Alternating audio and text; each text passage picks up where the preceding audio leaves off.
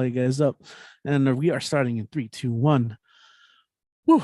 All right. It is the end of May, and I'm really excited about it. Welcome back to another Monday night stay at home open mic night presented by the Barbed Wire Open Mic Series. We are based out of El Paso, Texas, here in the US Southwest, but because we're online, we're virtual, we get to tap in with anyone, anywhere. And as always, we're going to be able to do so tonight.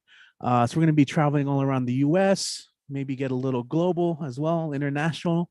But more than anything, this is always still a platform where people can sign up and share any type of creative work they'd like. We, of course, welcome poets. If anyone has any prose they'd like to share, we definitely like singer-songwriters.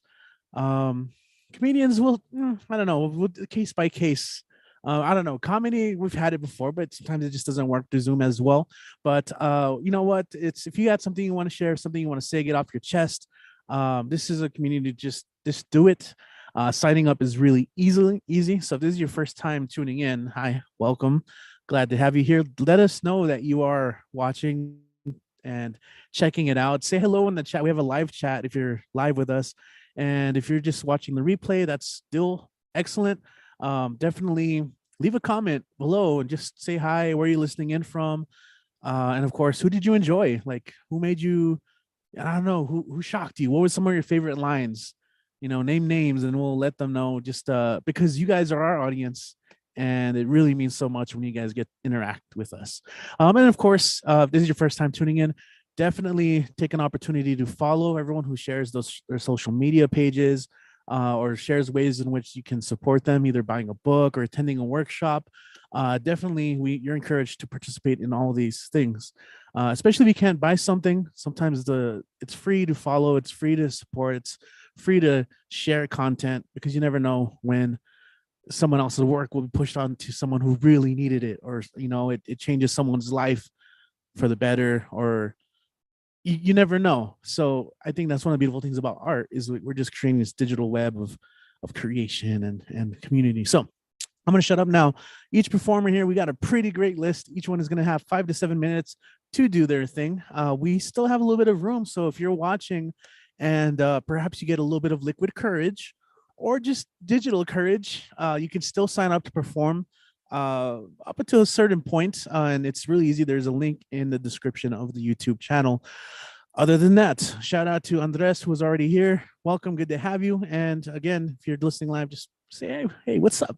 Anyway, my name is Rich. I am going to be your MC today. I'm also the project director of BWOMS. So let's go on a journey and visit people and check out their awesome work. And as we often do, as we have often done in many of our shows in the past, we're going to kick things off in New York City. I forgot my Yankee cap. I got to find it.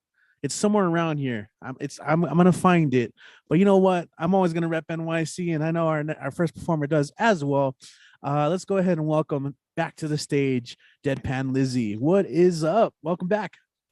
Hey, Beanie Blessings, a deadpan Lizzie poet, a snarky one from New York City. Did I do that justice, Richie? Was I snarky enough for you? Okay, good. Good to see everyone. I'm going to read 2 pieces tonight.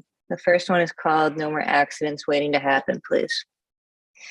Memorial Day, we remember those who have served our nation to protect us. I thank the soldiers for their service, but I have a hard time thanking our government. Another round of children buried faster than the bullets that killed them. Another round of phone calls made to families with the worst news they will ever receive. Why is this a continued conversation? Is effective policy and change not good enough? Children's lives should not be a casualty, and we continue to fail our communities and let it be. I bleed tears of anger reading and watching the news, fearing this will happen again and again. I think about my grandmother's unveiling 7 months from now. My family and I will come together to honor her in the tombstone selected, where Shelley lays to rest next to my grandfather and her parents. I think about how my grandfathers served their nations proudly, the United States military police. I think about how sick to their stomachs they would be, our nation, as our nation continues to let the innocent be murdered, how they know we are failing our future. Besides writing and putting your pen to page and then stage. How will you make our communities feel safe? Effective public policy cannot be grounded in hate. And then this last poem I'll leave everyone with is called Precious Time. I will never be your drug of convenience. I have fought long and hard. I have been cut by thorns, leaving eternal scars and bruises. I've had the hard and triggering conversations with myself and everyone else. I may have a pretty smile, soft-spoken voice, but I have no one's bait, addiction, escape room. My time will always be precious like yours. So please do not waste my precious time. Be a clit tease or let my comfortability ease into your world. I do not deserve this, and neither do you. No one said these TED Talks would be easy, but they are necessary and save lives, including your own. Thank you. All right, thank you, Deadpan Thank you. Lizzie. Drawing, yeah. Also, for people tuning in and seeing you like, oh, first time singer. I know you got your Instagram under there. In addition to that, what else can they, or how can they support you? Thanks. Yeah, IGES_stress, and I'll drop it in the chat too. And my website's there, ElizabethSophiaStrauss.com. I have a lot of books coming out this year. First book of Pancus, Kundabini, Out Loud, an LGBTQ literary art anthology with 50 artists around the country and world who are proud queer authors and artists. I'm very honored to be publishing them. As of my first, it's kind of interesting. So my first book of poetry I ever wrote is coming out at the same time as Pancus. It's called Inner Visions. That'll be with Telltale Poetry, and that'll be out this summer, as well as some plays and monologues. And I do real estate too, so if anyone needs a place in New York City or referral, ES_Strauss, and you can look up all my stuff there. Thank you so much. All right, thank you so much. Yes, and of course, if you guys are watching, definitely we're gonna address a lot of ongoing events, and definitely in El Paso. I know it's been tough to relive a lot of those stories. First with Buffalo, and then the school. Here in Texas, rough. So I think sometimes we turn our heart to heal, look for answers, and find a community. So anyway, Dan mentioned it a little bit last week as well. So all right, let's go ahead and keep going. Let's see. We have all right, yeah, actually we are gonna come to El Paso for a little bit and welcome back someone who always rocks the mic, always a big fan of her imagery. One of these days we're gonna hire a visual artist, a painter, to just like listen to Robin read and like paint, because I was imagining like, how would I paint this right now, hearing her read the descriptions. Anyway, so I'm gonna let her do her thing. Let's go ahead and make noise. Welcome back to the mic, Robin Schofield. Hey, Robin. Hey guys, it's good to be here. This will be, I won't be here for a couple of weeks because I'm off on a literary adventure in England. Oh, this was hard to bring everything together, but it looks like it's coming together.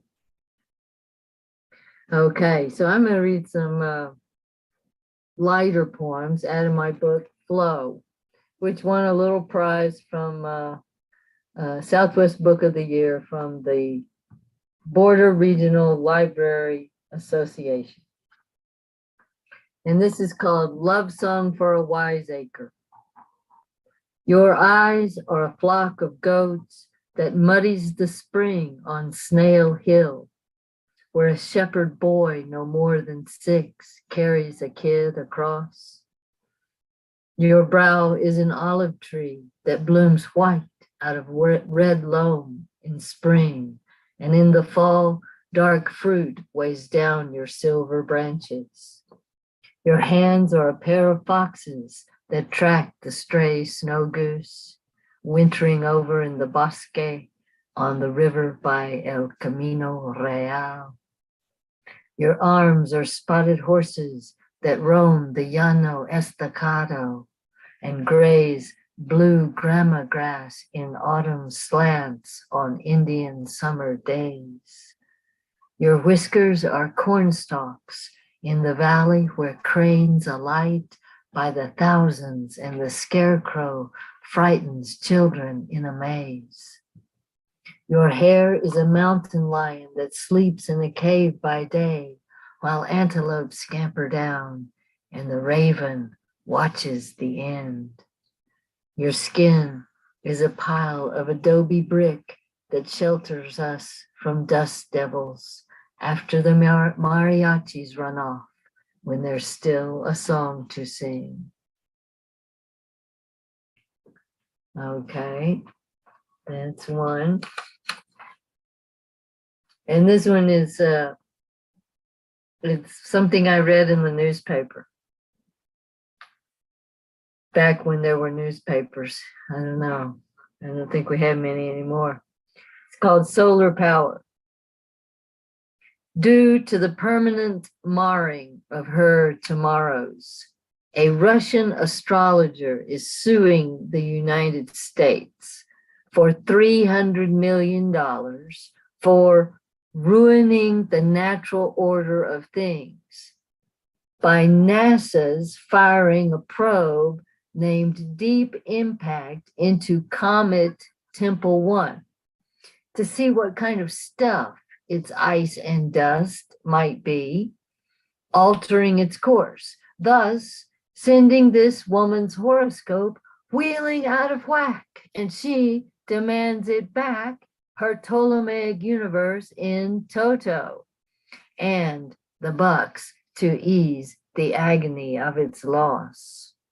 This umbrella of gravity can fold around her ears for all she cares, as long as no stray rocks slice through her chart, which once upon a time was set in stone. In her land of snow, a comet did once blast a forest and lay its sperm in a seam of fire and ice. It didn't trouble the heavens then. Now the moon just barely holds the waters back.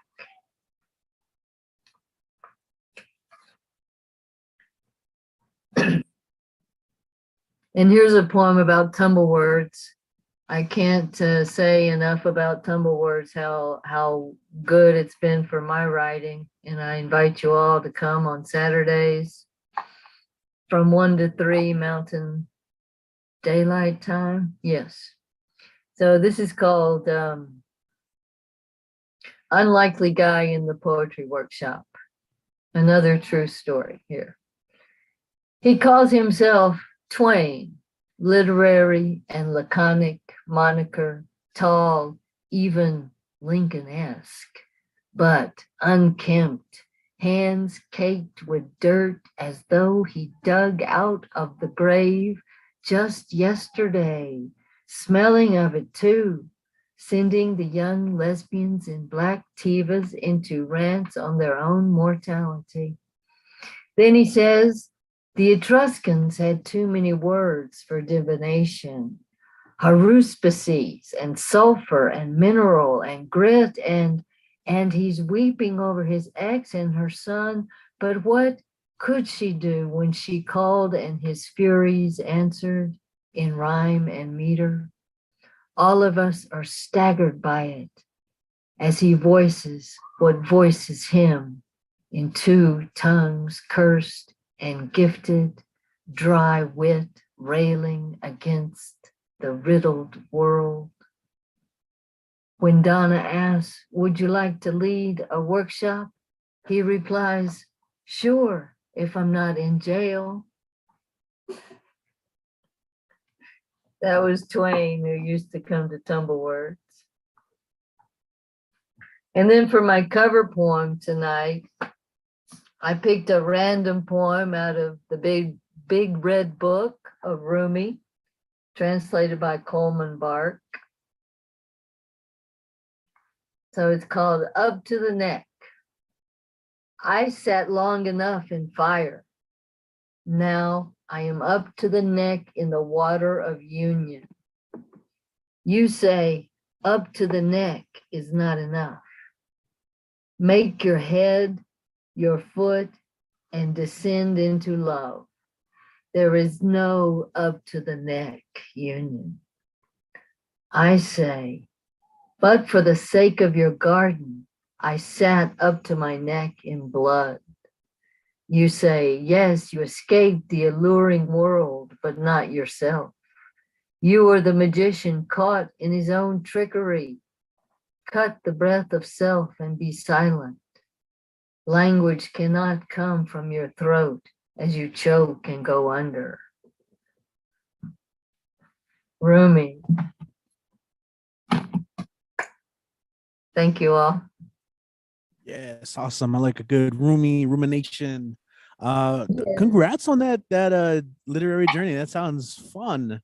Is it like top secret or like? Oh no, we're going to go to the Lake District and take the Wordsworth tour and maybe try to find where Coleridge hung out. Then we're going to go to the moors in Southwest England and have a poetry workshop and a performance. So. Oh, that is great. Congratulations. Very cool. Thank you, Robin. Thanks, everybody. Yeah. Super envious now. That sounds amazing. I had an opportunity to go visit to the Lake District, but never had a chance to. I didn't get a chance to. Future, though. Plenty of time still now. Okay. I don't know what I'm talking about. Okay. Also, you can grab a copy of Flow. You can hit up Robin Schofield. Just find her, and if you're interested, grab a copy. Okay. So, let's see. We're gonna continue on with the list. By the way, Lacan, I just saw join. What is up? Welcome. Also, shout out to Jenny, who's always here just to listen in and support. That means everything. That's always super cool. Yeah, and we have a great list. In fact, it's still being added to. A couple people have signed up since the show started. So yeah, I'm happy to add you guys to the list. We are going to continue on to Denver, where I saw a picture of him in the wild, which was a tree, because I'm so used to the little rectangle there. It's really cool rectangle with all his art. But I saw you get to hang with Midnight. That is super cool and exciting. I'd love to hear more about that. But let's go ahead and welcome Michael Cindler up next to the mic. What is going on, Mike? Yes, you got to see a rectangle of me with something else behind me. Yeah, well, I tell you, Richie, if you actually charged the cover, we would have already gotten our money's worth at this point. That was pretty spectacular. For my thing, I want to go ahead and mention again that lighthousewriters.org is going to be having Lit Fest coming up the 10th through the 18th. And there are still a few seats available at some of the events that are available on Zoom. Most of it is going to be there at the site, but there are some workshops and classes that are available. And I would highly recommend taking a look here at lighthousewriters.org website. And remember that every night from the 10th through the 18th, there will be events that are free that you can see on Zoom. So that's worth checking in for as well. And then there's all the other regular stuff going on there. That's great. I'm going to read a few things. And we're right at the very tail end of Mental Health Awareness Month, among other things, because every month is about 18 different things. I just found out it's like Jewish Heritage Month, but I'm not going to read anything on that, even though I could. So I'm going to read this, which is called Black Dog. When Winnie walked his old black dog, he was unfocused in a fog. He'd follow it or it would follow him, walk it into town and back again.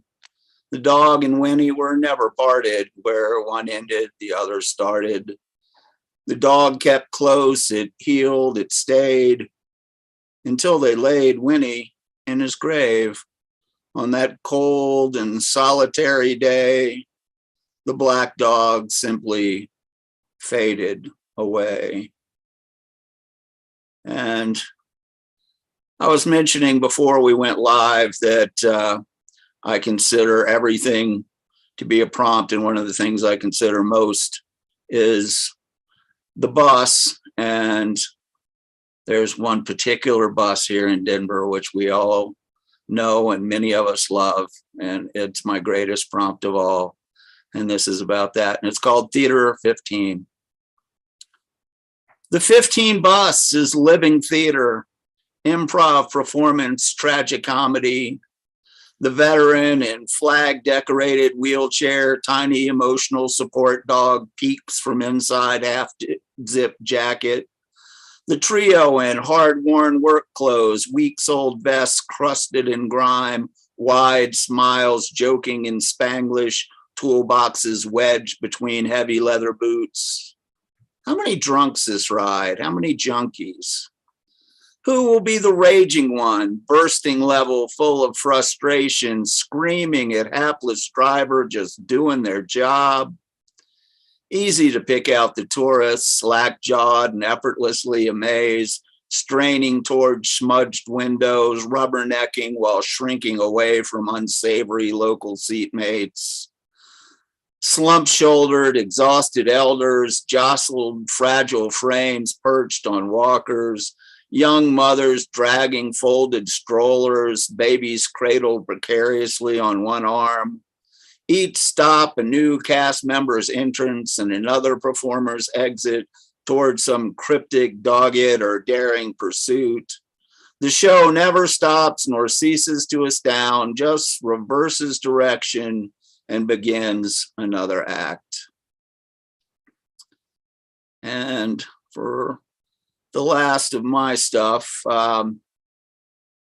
obviously all y'all there in Texas, it hits especially hard, but all over America and elsewhere, people are still stunned and grieving and confused and angry. And this is all I've been able to write about that so far. It's called Shove. It's a Tonka.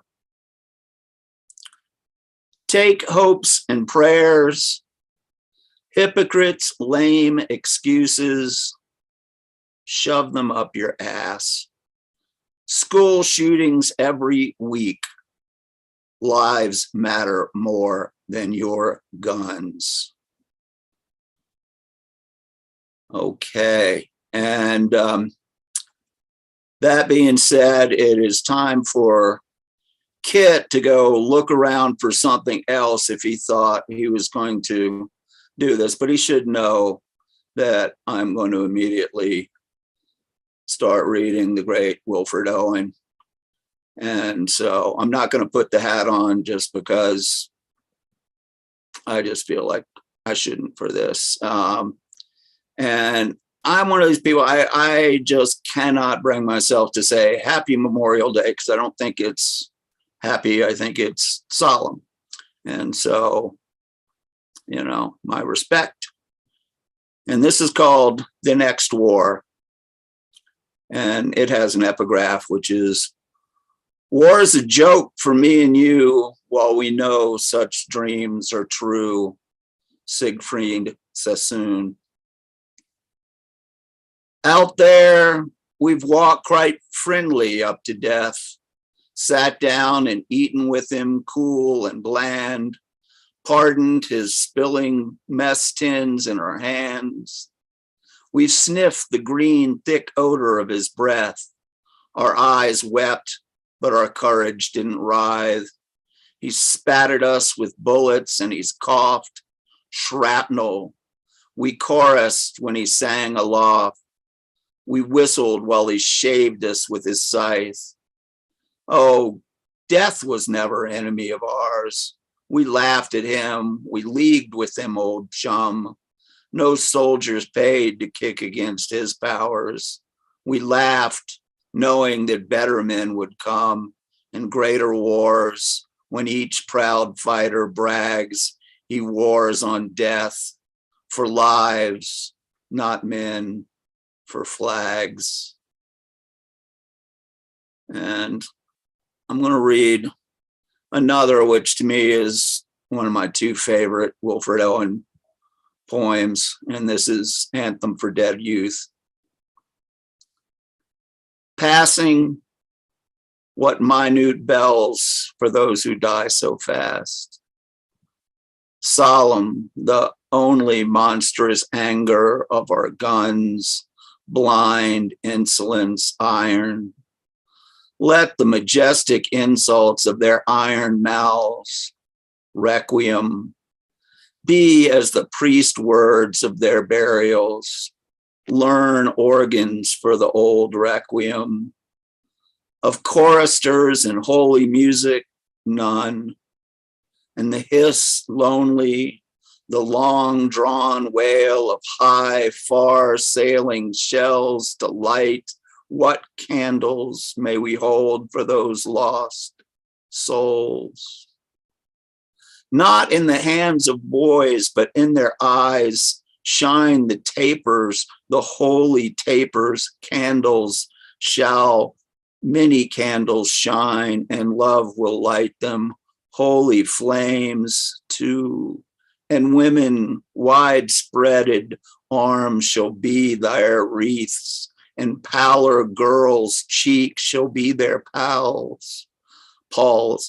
Mortal, their flowers, the tenderness of all men's minds, comrades, rough men's, each slow, and every dusk a drawing down of blinds.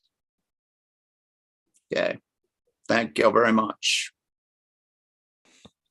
Thank you so much, Michael. And as always, for your support for not just the Writers Lighthouse, but for most of all these writing communities and that you get to read at and share your work. Thank you so much.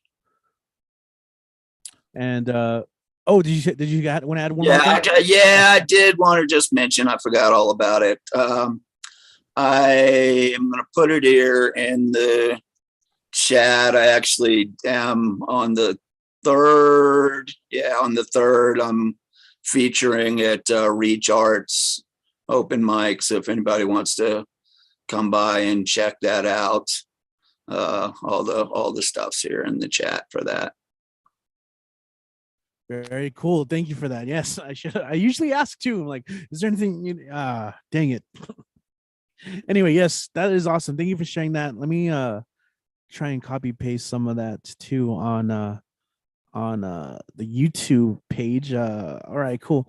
Yes, so while I'm doing that, thank you once again, Michael Cindler, everyone. And yes, YouTube chat, what is going on? Here's a link there. You do have registration is required. Okay, read that note. But definitely, if you're free, check it out. I definitely encourage, if you're just starting writing or if you've been writing for a long time, just take every opportunity you can to check out people's features and open mics. And even if you're not ready to read yet, definitely just listen in, check them out. I know quite a few people who are doing that and have been doing that these last couple of weeks. But as always, you guys are always welcome to come up and so when you're ready, sign up and read your own work. Or of course, something that we do here, the cover poem. For the uninitiated, the cover poem is just as it sounds. Kit has the best explanation of it, which is, musicians get to do cover poems, so why can't poets? He has an even better part for the comedians, but I'll leave that for him later. But yeah, if you guys have any poets that you look up to, definitely share them. Wilfred Owen, and one of my favorite things about the cover poem is it introduces possible new authors to people who are listening. Like, I'd never heard of some of the people you guys are reading, so shout out to Wilfred Owen. I mean, it says a lot that he was already on a couple of your minds for Memorial Day. Anyway, let's go ahead and keep going. Our next performer is sharing words from the moon. Yes, that's right. It's time to visit our main man on Maine. Let's go ahead and welcome Generalissimo. What is going on? How are you doing today? Well, the gravity is a little wonky up here on the moon, so it's hard to take steps when I need to. But I'll read a couple poems. I finished writing this one poem, but I have another haiku that I'm going to do before, which I think actually kind of is a good preface to it. It's called Lazy Haiku. To be skillfully lazy can take a whole lot of extra time and work. And I'm just going to read this poem that I just finished. It's a bit long, so it's called Caveat. The Oxford English Dictionary defines caveat as a warning or proviso of specific stipulations, conditions, or limitations.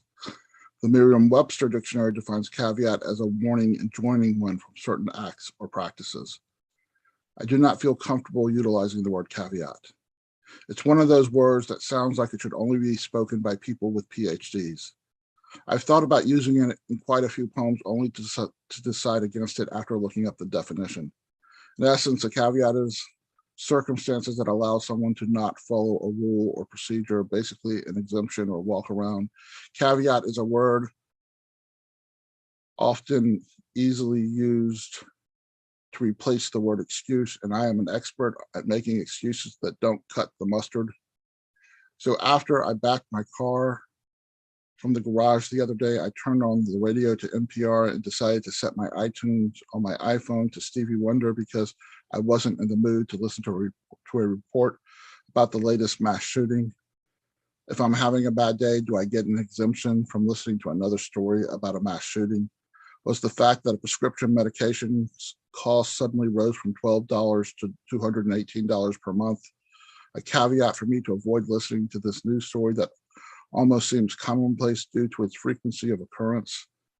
Have I found a caveat for the indifference I was expressing by choosing Stevie instead? Was I becoming desensitized to mass shootings despite I can't still comprehend how anyone can commit such violence, or the fact that a civilian can buy a semi-automatic war weapon expressly engineered for accurate killing of multiple humans? I used to think there was an unwritten rule of the natural order of things that says if a mass shooting happens 1 or 2 days after another mass shooting can't happen for at least another 3 weeks or a month. But the fates found a caveat around that one. Have I been awarded a caveat for scrolling past mass shootings while watching the network news on my laptop or iPhone? How do any of us make sense of any of this?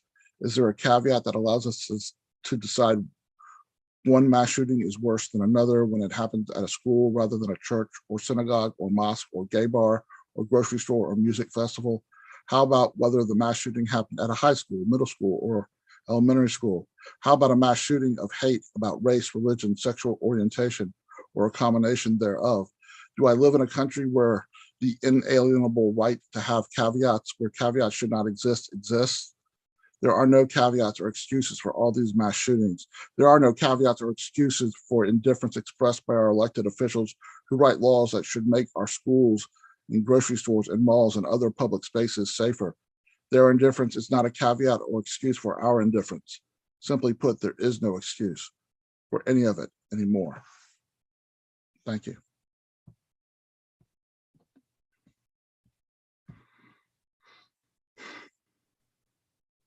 All right, thank you. I don't know if that was just the one.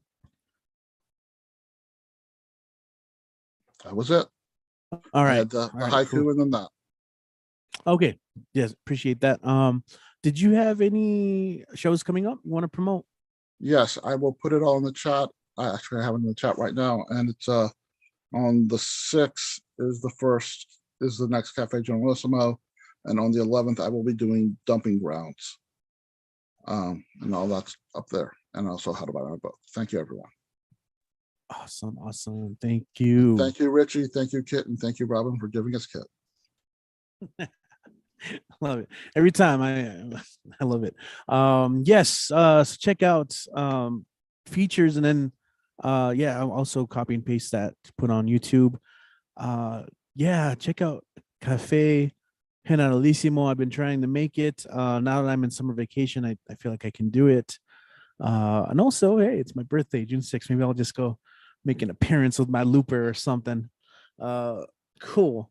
All right. What's up, everyone? Welcome once again to the Stay at Home open mic every Monday here at here just online, hosted by Barbed Open Mic Series. Again, we're based out of El Paso, but as you know, we're going to be traveling around. For a moment, we're going to come back to El Paso, USA, home of the Amigo Man. That is left here by our next performer as a note, who's going to share a prose story and some poetry. And it's Memorial Day, so thank you for your service. Let's go ahead and welcome H.W. Bill Sparks to the mic. How you doing, Bill? I am doing well, sir. A little too somber, I guess, for some of the crowd. These are poems that I've written as a result of being exposed to poetry from the Tumblewords Project and participating in some of the military-centric workshops that I attend with warrior writers. I'm going to submit. I've also been encouraged by the work that I've produced in those workshops. So I'm going to submit my first ever to a poetry contest for veterans. So the first one, many of us here in the United States at least know the poem Flanders Field, which is the traditional Memorial Day poem, inspired Lieutenant Colonel John McCrae, a Canadian physician in 1915, was in a terrific battle and wrote the poem Flanders Field. So I wanted to look at that poem and dissect it and take it from the perspective of the ubiquitous poppy. I know in England and in Canada, if you're an elected official and you get caught in public not wearing your poppy, you will not get reelected. They take it very, very seriously. So here's my take on the poppy. Where poppies blow. We did not ask for this honor. The honor was thrust upon us. Yet we bear our burden with pride. For these are the fields where you died, where the poppies blow, row on row. We feed the birds and butterflies, our blossoms open to the sky. For centuries gone by, we have stood alone in fields for miles, surrounded by the woods. Then you came with your machines of war, the fire and pain of trembling earth and more. So many cried and died, the earth turned red. This ground is hollowed now, we hold your dead. Where poppies blow, row on row. We stand as sentinels to honor this place, where your honored dead now rest in peace. We accept the challenge to keep the faith. This 100 years past, we have borne witness. 100 more and many after will prove our fitness. For we are the flowers that grow in Flanders fields, where poppies blow between the crosses, row on row. And then for military families that are familiar with internments at national cemeteries, this one is called The Final Salute, bearing witness. In peace and in war, they served. We honor their service. The Patriot Guard riders surround the gathering. Old Glory flutters all around. The chaplain offers a final blessing. Friends and family stand. Veterans come to attention. Slowly, the flag is folded. 7 men, 7 rifles, 1 shot, bam. 7 men, 7 rifles, 1 shot, bam. 7 men, 7 rifles, 1 shot, bam. The bugler sounds taps. The notes come slowly. The tears come quickly. Please accept this flag on behalf of a grateful nation. A slow salute. Friends pay their respects to the family. The honor guard is dismissed. The Patriot Guard riders file away. In peace and in war they served. We honor their service. This was their final salute. And for those that have served or been around military bases for a long time, you know that the bugle has a meaning for people. So this is the bugle call. The bugle calls, I stand at attention. The flag flutters in the breeze. Soldiers know the call of the bugle, the call of reveille, the call of retreat, the call of taps. Reveille is a brisk call, marking the beginning of a new day, raising of the flag. Retreat is a slow call, marking the end of a tiring day. the lowering of the flag. Taps is a sad call, a soulful call, a mourning call. Taps marks lights out in the barracks, time to rest. Taps marks the loss of a comrade in arms. Taps sounds at the gravesite of a veteran. Taps marks the time to rest forever. The flag flutters in the breeze. I stand at attention. The bugle calls. So those are my three stories, my three poems. And we don't often think about the actual cost of freedom. We see the large numbers from World War II and from Korea and Vietnam, but what about when we're not at war? I spent 20 years in the service in the Cold War. I was fortunate, never shot at one time, not even by a jealous husband. And yet, I saw 5 soldiers die. All of them were senseless. All of them were tragic. There is a cost, and we need to remember that cost. And that's why today is Memorial Day. And Mr. Chairman, I yield back the remainder of my time. All right, Yeah. thank you, Bill, so much. Well, thanks for reminding us in such an eloquent way, Bill. That was really moving. Yeah, absolutely. Thank you so much. Whew, Bill, and if you have any relevant links you'd like to share, or anything you'd like to promote coming up as well in terms of upcoming Well, workshops, or I can tell you that Tumble Words works. It influences people. I've been invited to do a presentation on a creative writing workshop on Thursday for the Elks Lodge for veterans and family members. I wouldn't have gotten that invitation if it wasn't for Tumble Words and Donna Snyder. And so I'd encourage everybody to look up Tumble Words and show up on Saturday.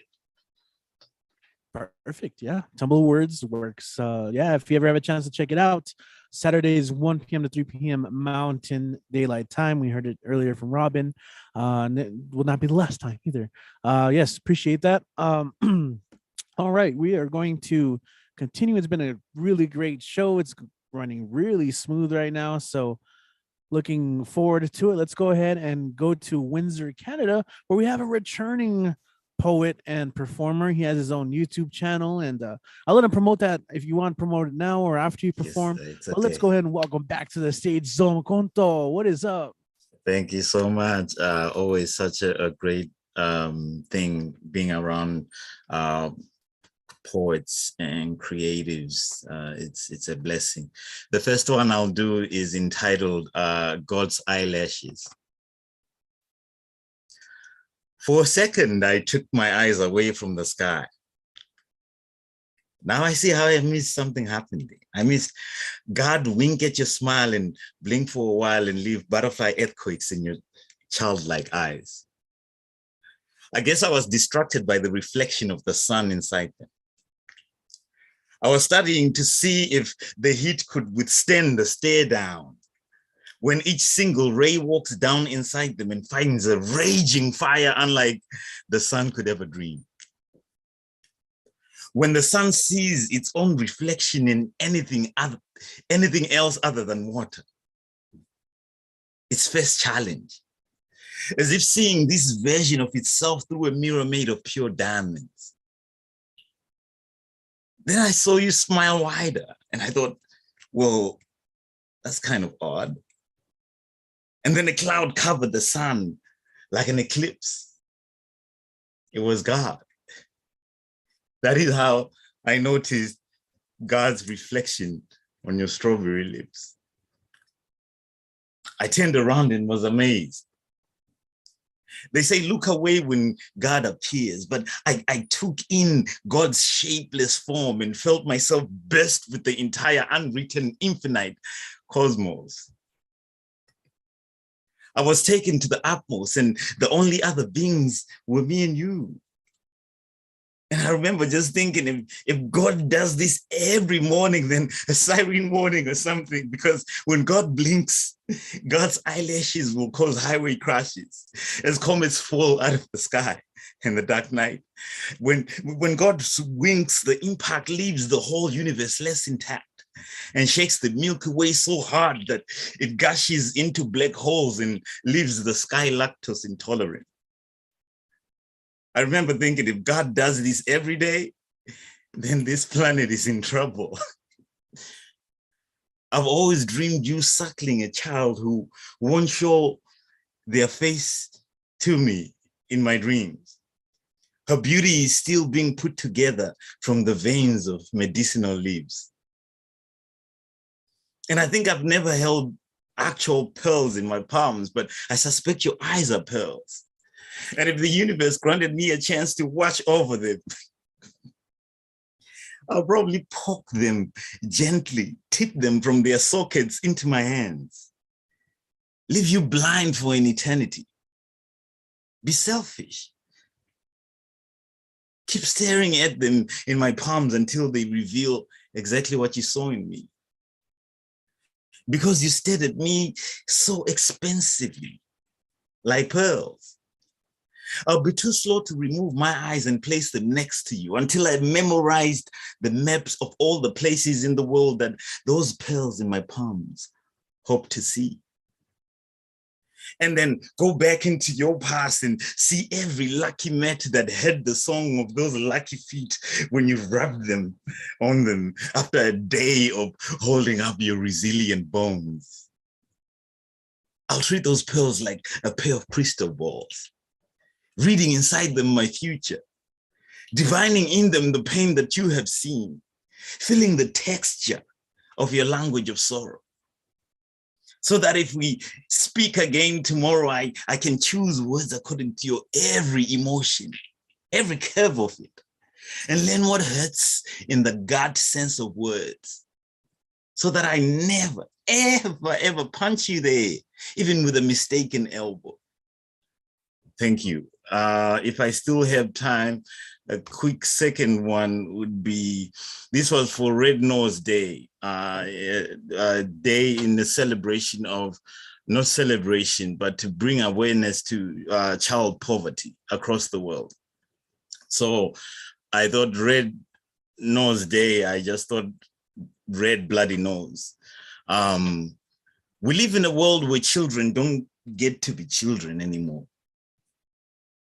because they spend their young days picking up the adult mess from the floor. And some of them are ghetto kids, so they know a red bloody nose. And some will never know that they are a beautiful black rose. They spend their young days picking up the adult's mess from the floor, from the dirty floors upon which they were forcefully born. The poverty, to the floors of the sweatshops that failed to clothe them, because the motive was never to support their mothers, but to deepen their mother's silence. So I wrote them this poem, imagining the tragic stories that do not make the press, the stories that walk outside newsrooms shaking their heads, looking at journalists through the windows, pumping up their chests as they tiptoe around war zones and send their best drones to celebrity courtrooms and new shopping malls. The stories that had been dressed up before the war and in the midst of it, wished the cameras would stay longer to take photographs of their best side before this chaos. The stories that tried to protect their children, but the photographer was in the way. But it did take some little shots too that day. Everyday explosions go up in the world that children's bodies now have to find shoulders for. And when they grow up with cold shoulders, we scold them, forgetting the icebergs that grew there upon those shoulders were from winters that we manufactured ourselves in the clouds. The ice storms that we made them endure. And the only reasons that these kids survived is because nothing is heavy with a heart that is pure. There's a compost heap for every mouth that goes to sleep hungry. And it will take no more than an hour for all of the world's banks to print money. But we live in a world where we value children like which soccer team won, like what we had for dinner, like an afterthought after the thoughtful but empty gifts that we give to them. No one takes shifts to watch over anything but money. So we'll watch after the kids. We live in a world where playgrounds are overgrown with the full ugliness of our neglect. And the snakes that live there will not let the swings fly in the air. So these kids might never even know the color of a rose. And some of these are ghetto kids. So they know a red bloody nose.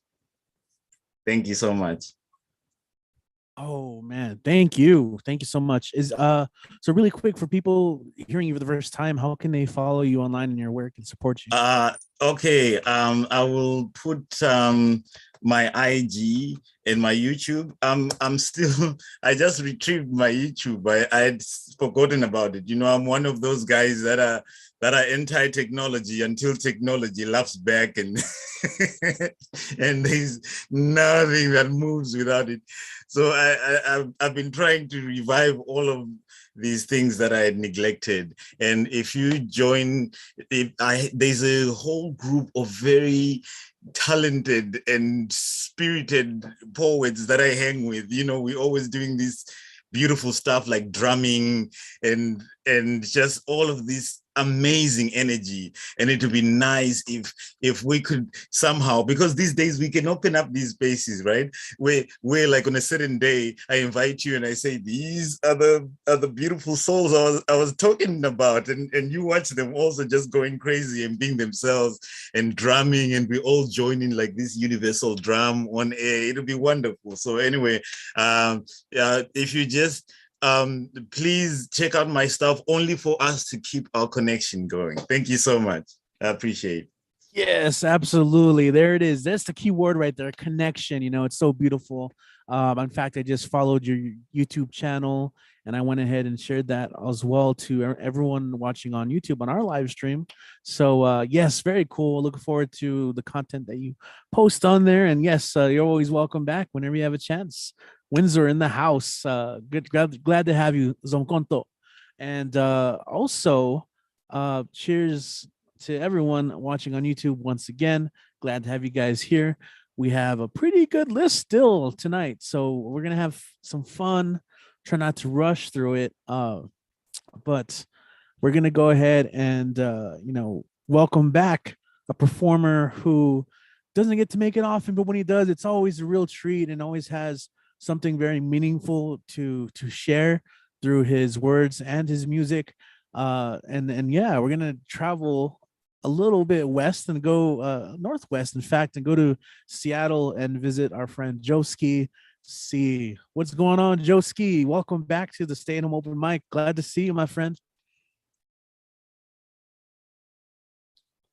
Let's see. Are you still here with us? Let's see. Or you might be muted, possibly. Yeah, let's get you unmuted. Okay, can you hear me now? All yes. Right. So I'm going to do some stuff. I know some folks here may have heard these last week at the Nuyo. So I got a couple of poems, and I'm going to close it out with a musical song, which I revisit at times like these. So this is called Mental Health in Texas. There aren't enough mental health beds in Texas to treat the governor, his minions, and his friends who allow this to happen again and again, who champion freedom to carry and kill, who allow massacres, who sacrifice children. This is called Elementary Math.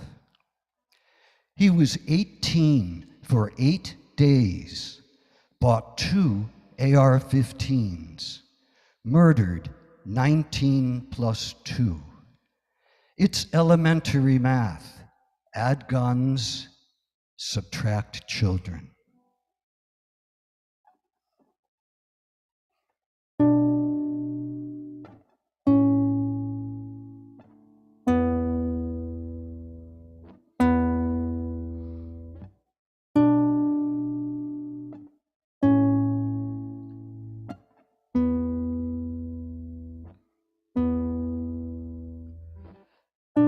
Country of coffins, country of urns, country of ashes. See how we burn, country of ignorance. When will we learn? Assault weapons murder our children.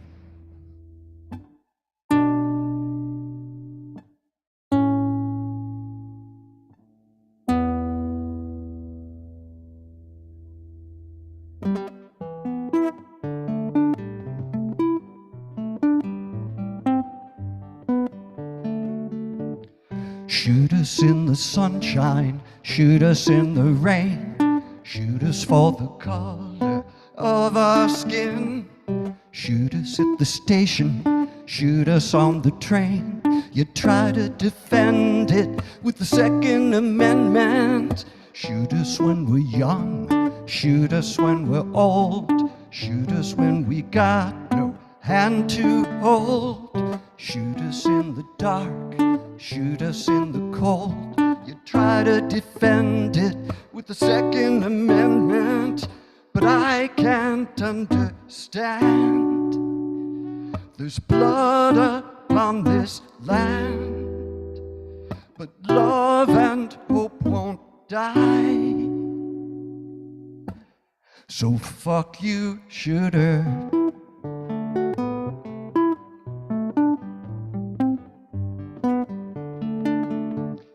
Shoot us in the classroom, shoot us in the hall. Shoot us 'cause you got no love at all. Shoot us in the Walmart, shoot us at the mall. You try to defend it with the Second Amendment, but I can't understand. There's blood upon this land, but love and hope won't die. So fuck you, shooter.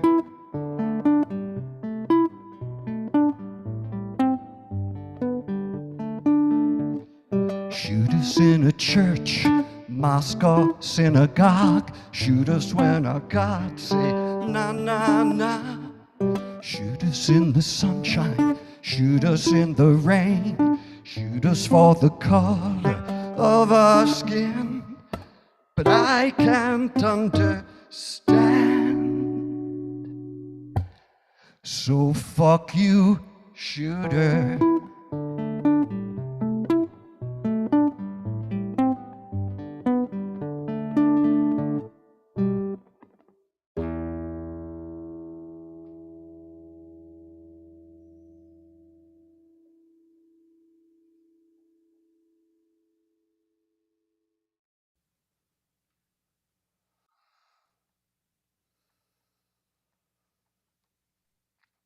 All right. Thank you for that, Joski.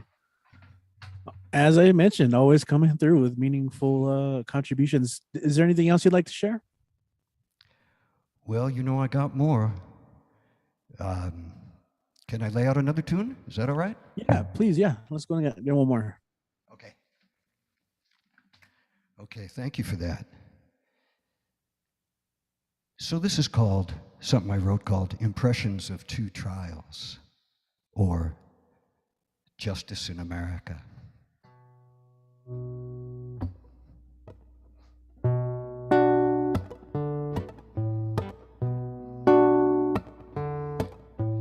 We don't need no more black pastors coming here, said the murderer's lawyer, said the murderer's lawyer.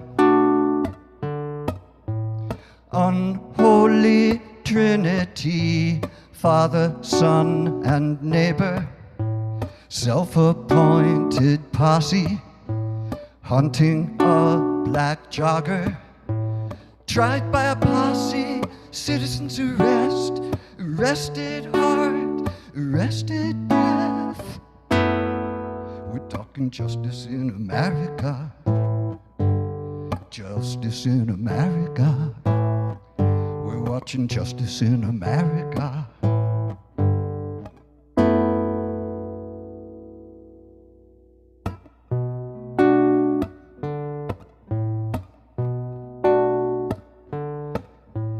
Judge say clap your hands for the witness on the stand. He's a veteran. He's the defendant's man. Witness, the judge say clap for the witness on the stand. Then look at the defendant, a ruined teen with an AR-15, tried by a posse, citizens arrest, arrested heart, arrested breath. We're watching justice in America, justice in America. We're watching justice in America.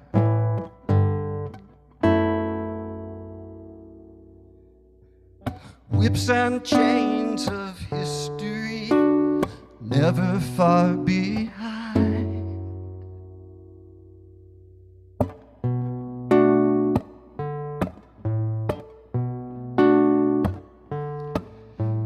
They want more and more white bubbles on the jury to acquit with their skin, to acquit with their skin. They want more and more white bubbles on the jury.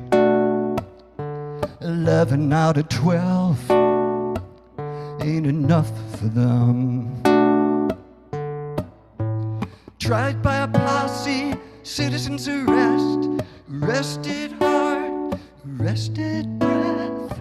We're watching justice in America, justice in America.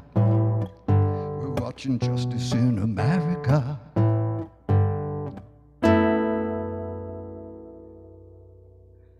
Whips and chains of history, never far behind.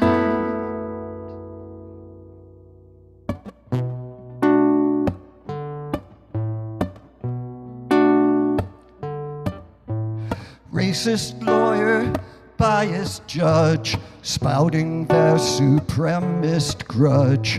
Bubba jury, ruined teen, black jogger murdered for having a dream. Tried by a posse, citizens arrest, arrested heart, arrested breath.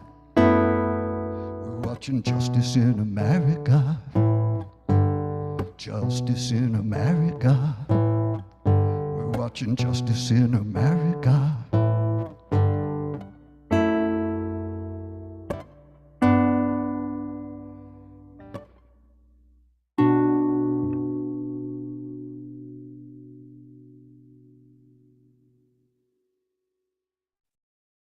Oh, excellent. Had to wait for that whole chord to die down before I could comment in. Thank you, Joski, modern day bard. I appreciate you for coming on. And let's say it's been a while since you've been here. Let's say someone's seeing you for the first time. How can they support your music or even listen to it more online? Well, I'm working on some recording projects at the moment. I'm on social media, but it's kind of a sparse presence. But you can find me pretty much everywhere at Joski C. So nothing fancy about it, just my name as it reads. No spaces, though. All righty then, Joski C. There it is. Thank you so much. All right. Glad having you. Richie. I so appreciate Cool. it. Thanks, everybody. All righty then. Let's see. Oh, I love when we get some music and I can just sit back and listen. Although, of course, the lyrics very, very hard hitting too, right? And that's some great songwriting. Okay, we are gonna go from coast to coast. We're gonna do a little bit of time traveling. In this case, fast forward a little bit into the future, and we're gonna go to New Jersey and visit our friend Terry Rose, aka iFunny's mom. How's it going today, Terry?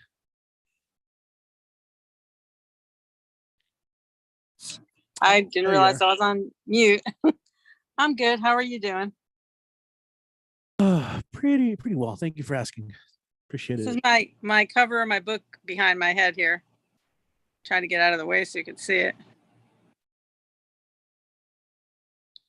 If anybody's interested in that, you can PM me or just let me know. And I have PayPal, so we could work out, pre-order. So Very cool. Very cool. I'm going to go off camera for a minute because I got to go into my notepad to read this piece. This is in the book. It's called Mildred Pierce, the Peace Pilgrim. She's actually from my town, which I didn't realize when I took this on. So it was interesting to find that out as I was doing a little bit of research. I walked in Peace Pilgrim Park today. It was closed all summer because the residents let their dogs run in there and did not pick up after them. Last time I was there, I brought my dog Violet. She saw another dog and got loose from her harness and leash and lunged at the smaller dog. I was quick to get her in almost a wrestling hold to keep her from grabbing the other dog.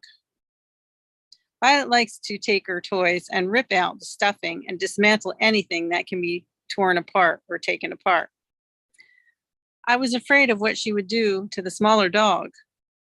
I think I fully subdued her and conversed with the other owner while I managed to get her leashed back up. Crisis averted. The small city that I live is not without its problems. And the park wants, wow, this is, my notes are from my dictation, and sometimes the dictation is off. So in this case, it's way off. Wow, I didn't realize how off it was, or I wouldn't even started this. I'm sorry. Let me think how to fix this while I'm trying to read it to you. Okay, so in the park is the sculpture of the woman who is known as the Peace Pilgrim. Someone carelessly cut her in half, and the hand-painted tiles that she was standing on were created by the children in the elementary school in which my child was a part of in this project some 15 years ago. Around the tiled areas were 3 benches, which were broken, again by the same person of interest in the destruction of the statue. I still like to sit there and contemplate the purpose of this woman when she was alive. She lived her testimony walking across the country for the purpose of peace. She was a modern day Mother Teresa. I can attest, I'm sorry, I think that's messed up again. Sorry. I can, whoop. Her selfless actions. Oh, for her selfless actions, her reward was to be recognized in the form of this park being dedicated to her. Oh, okay. Today when I returned, I noticed that she was repaired and made whole. I was happy to see that someone extended her this kindness. And then I was free to admire the other beauty of the children's artwork on the tiles. They also recognized the significance of this woman and her purpose. And even though we're a long way off, the single redeeming act was at least a small step in the right direction. Okay, that was difficult because it was not actually correct the way it was in there. So I had to remember some things. Okay. I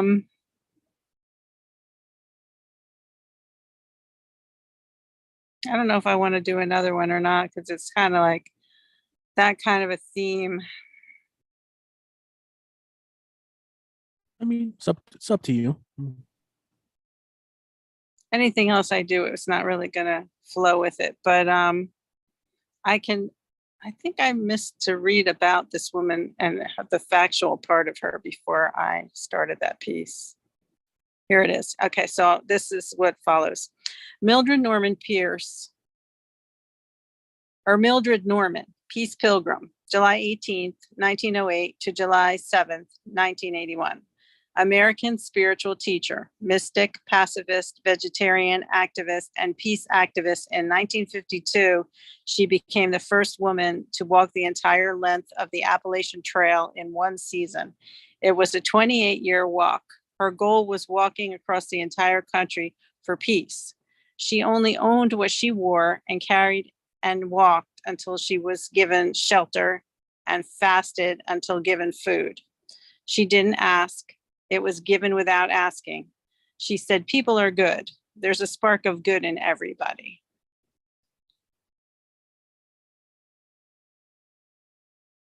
So that's it. I don't have anything going on right now. I'm taking a break. I'm just trying to like hawk my book right now. If anybody's interested. It's not too early to let me know if you're interested. It just gives me an idea of how many people would, I'm not going to get 100 copies of this book. I'm only going to get like half of a run because I couldn't afford to really get that many copies, but I'm going to have 40 copies. So you should definitely number them when you sell them and send them out. 1 of 40, 2 of 40, 3 of 40. And good idea. And you sign it. I'm going to also have, I don't have it set up yet, but I'm also going to have an Amazon account where you can order books from me. Cause I used to sell books. I sell used books, but I let the account go dormant. And so I have to start a new one. So once I get close to having these books in my hand, I'm going to open up that account and then anybody can go on there and order from me. So I'm not sure what I'm going to call it yet. I'm going to try, I think, to do the iFunny's mom books or something like that. Or if the Chameleon Chronicles isn't taken, maybe I'll somehow, so anyone has any good input for a name for my bookstore, let me know. But if you have any ideas, there's a creative bunch of people in here right now. You can just shoot me a message. There you go. I was gonna say there's plenty of writers and creative people to source from. So all right, thank you, Terry Rose. Appreciate you. And of course, we'll be here once you do figure it out. And you stay a little bit. Of course, we have our after show session where we can bounce ideas off. But yes, thanks for reading today. I'm glad you can make it as always. I think this, for the show, it's going to keep going because we have 1, 2, 3. We have quite a few people left. So let me make sure to get people on first. I did allude to the fact that most of you guys know, but as soon as we're done with the list and the show, we end the live stream. So by the YouTube, but we stay on the stream as long as most of us can. Just to talk about anything, bounce ideas off each other. I don't know, shoot the shit, whatever you want to say. But let's go ahead. We do have plenty of open mic left, so don't get me wrong there. In fact, we're gonna get to go a little international today. Always really looking forward to that. He was here just recently, but we had a very, very cool session at the Nottingham Poetry Festival. It was very early, 6 a.m. over here on my end, but it was a lot of fun to talk with poets from other countries and talk about virtual events. And so he's here today joining us from Manila, the Philippines. As always, and he just does such great work. He's a proponent of the people and poetry. Let's go ahead and welcome back Lacan. Lacan is in the house. What is up, man? How you doing today? It's good. It's sunny. Quite humid as usual. Semi-dying because of it, but it's okay. Sometimes, I ask the universe, why was I born in a tropical country? I hate heat. But that's how it goes. But thank you so much for having me share, and all of us share in this platform. So thank you to all the artists who shared before me and the ones who will still share after me. It's never easy to show our secrets and our souls out there in the open. So and to the people of the United States, happy Memorial Day. I think the Philippines and the United States have shared much history together. So Yeah, I will. Let me know if you can hear this. Can you hear me? Yeah, can you hear me? Yeah. Okay. All right. Let's go with the pieces. So everybody know, I think a lot of people know that we just had an elections, very interesting elections. So I have three pieces. My first piece will be about the outgoing administration, which also touch bases on a lot of things that are happening in the United States and around the world. So it's called stand up tragedy, not comedy, tragedy.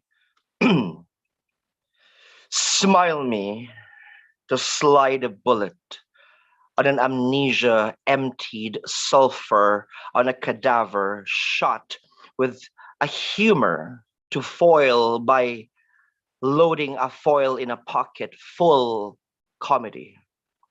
Someone's a commodity, yeah? On a sold cartridge, on a paid cartilage to pillage a lampoon of a harpoon headline. It's a loon too soon to sing a bang, bang, bang when a quota hasn't rang. To quote letters still hanging from a fingered list. Smirks shoot below an age range. Too naive, they're innocent.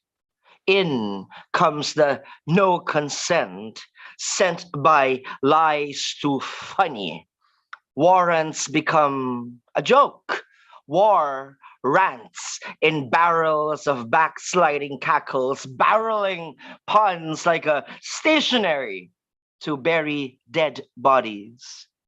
Who's still laughing? The living knows nothing. Death says we are hilarious. Thank you. Now, for the second piece, for the incoming administration. Goodness.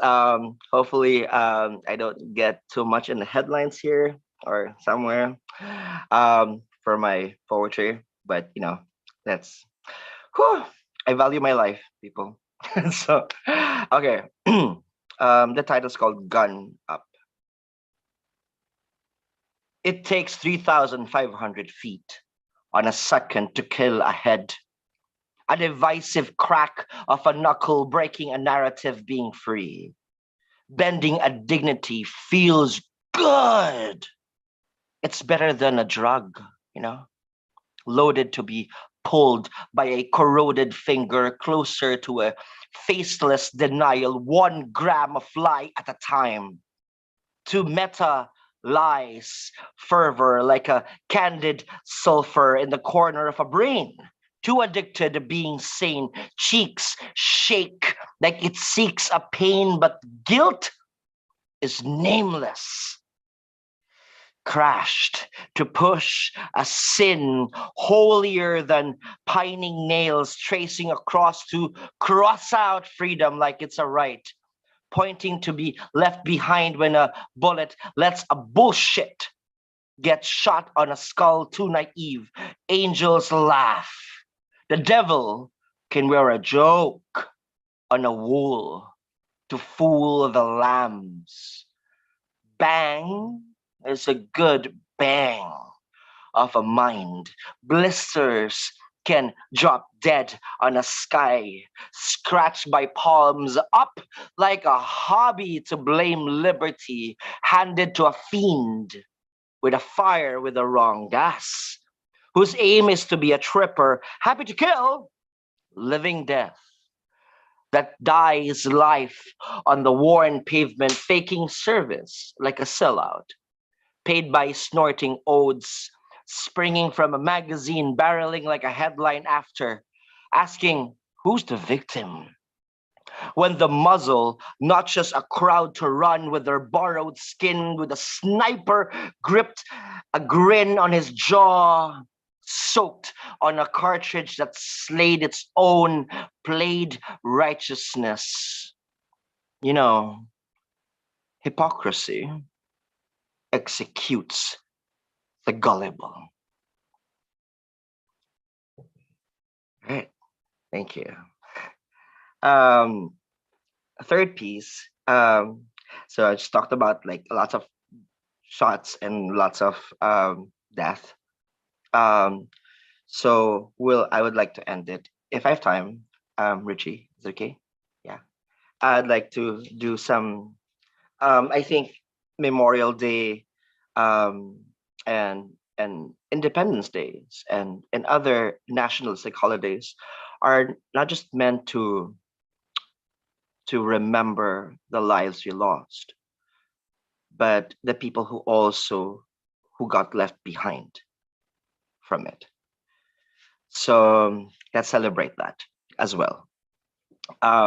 This is a cover song. Good Lord, I'm actually like nervous, super nervous singing. So this is by Gary Valenciano, who is a songwriter, poet, and singer in the Philippines. And it's called Warrior as a Child.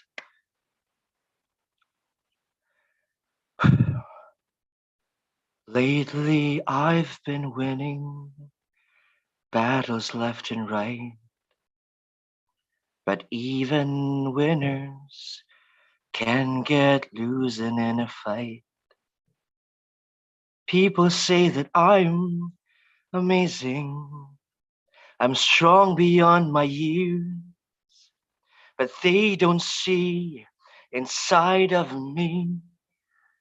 I'm hiding all the tears. They don't know that I come running home when I fall down. They don't know who picks me up when no one is around. I drop my sword and cry for just a while, 'cause deep inside this armor, the warrior is a child,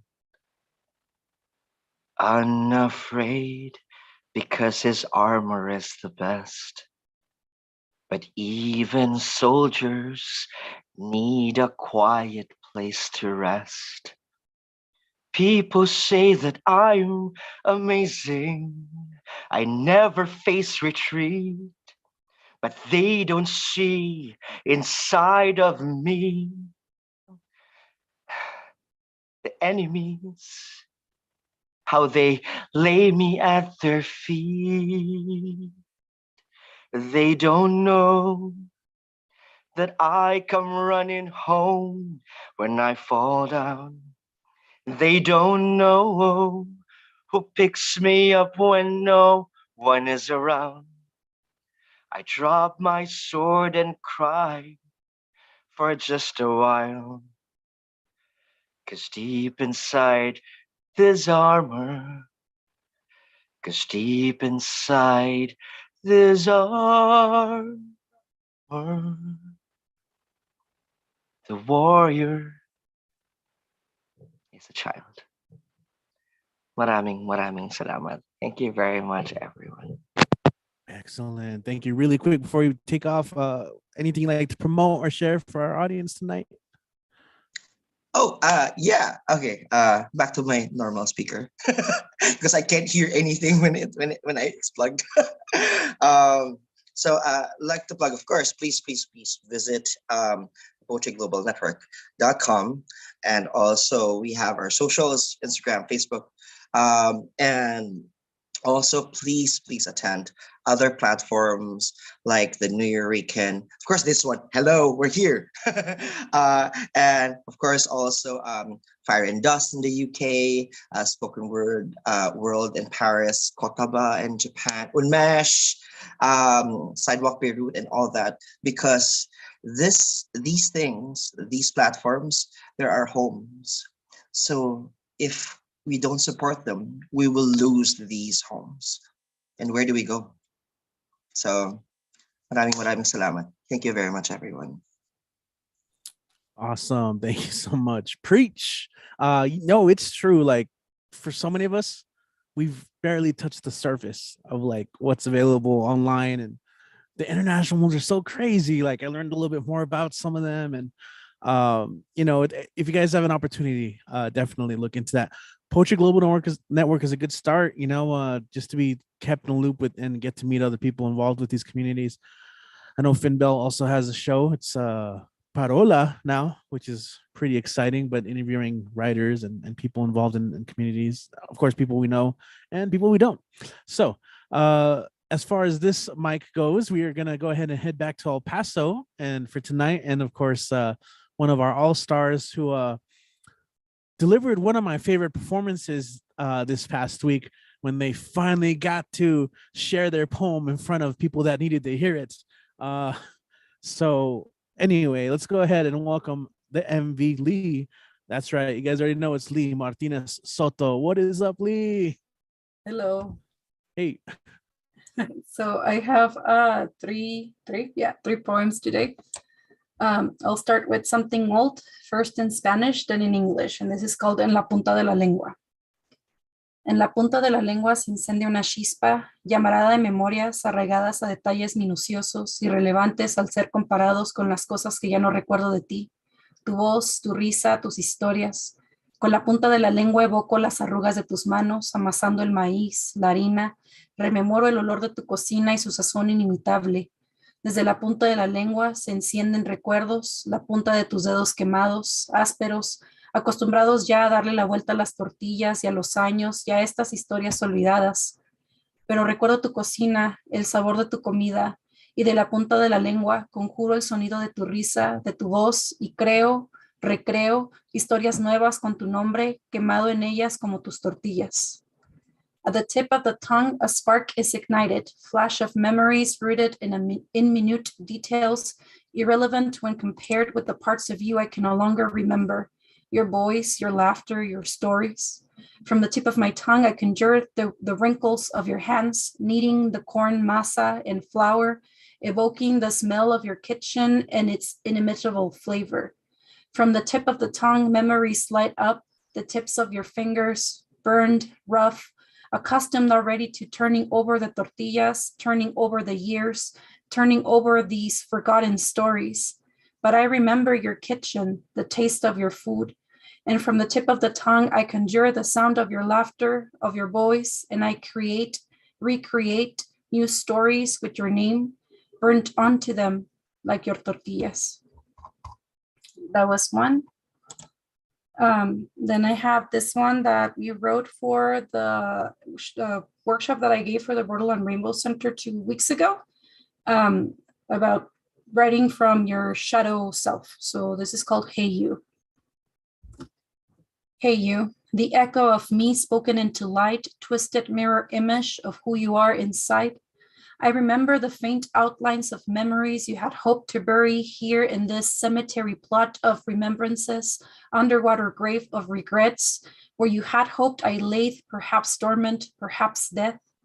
But here I am, barely holding onto what little pieces of me I can, and onto bigger pieces of our memories and the pain we caused, the pain we received back.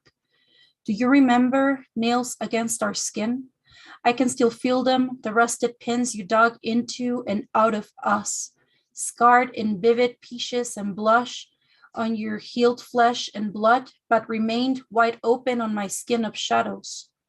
Remember fists banging against the wall? Remember his cries of desperation?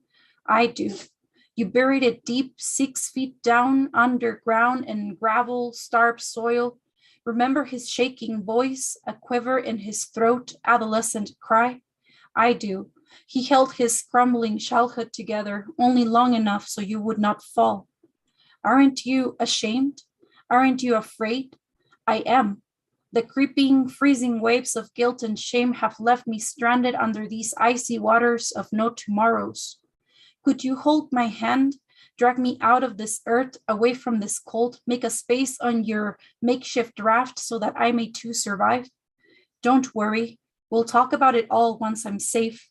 Once we turn to one, heal my wounds and open up your veins. Hey you, I don't blame you. I forgive you. Then this last one, this is brand new shit. Trigger wording for, mass shootings and death and all that stuff. And this is called for when it happens. And I wrote this thinking of my husband, who is a teacher in a middle school. So this is called for when it happens. Fingertips dance across time, rapid strokes of tapping, typing across the stained screen, irradiating blue light, white light, too bright for the time on the clock. Google search, can bullets go through sheetrock, brick, cement, wooden walls and doors, separating heartbeats from the dead? Fingertips annotate a separate screen in bright dark lights, so the strain does not hurt my eyes more than the fear already has, more than the tears already have. Google search, which ordinary household item, office item, classroom item stopped the increasing number of hellfire bullets breaking sound, light, wall, life barriers? Add to wish list, wholesale stacks of printing paper, use hardcover books, solid wooden bookcases to line them up one after the other across the walls, windows, and doors. Add barricading tools, add legal self-defense kits, add corrosive, irritating acids, products to destruct, to buy time, to buy life. Google search, middle school classroom floor plans, clear search, effective classroom room management, clear search, classroom layout ideas, clear search, tips for classroom setup against a school shooting. Bookmark, revisit, once, twice, 3 times more to draw out the layout, place the children, place the teacher far away from the door, revisit once again to barricade, to create a path, to lock down doors, teach the children how to use the windows and unlock all locks. Were he to die, were he to die, were he to die, close tab. Google search, safest countries with socialized healthcare, food and housing security, workers' rights, little to no hate crimes, countries where he gets to live if he steps foot in a classroom. Save your notes, lock the screen, then pretend that you'll be able to fall asleep. That's it. I hate to repeat myself every time, but how can you deliver that and me not say that was everything? That was a freaking beautiful piece. Thank you for that, Lee. Yes, and of course we have your info there. Yeah. Let me share that quickly. There you go. So you can follow me on Facebook as Lee Martinez Soto, or at Instagram, cadáveres_literarios. I'll post my links here. Also, the prompts from my last workshop with the Borderline Rainbow Center are on my link tree. So I'll post those too if you want to use those for writing. Wow. Oh, man.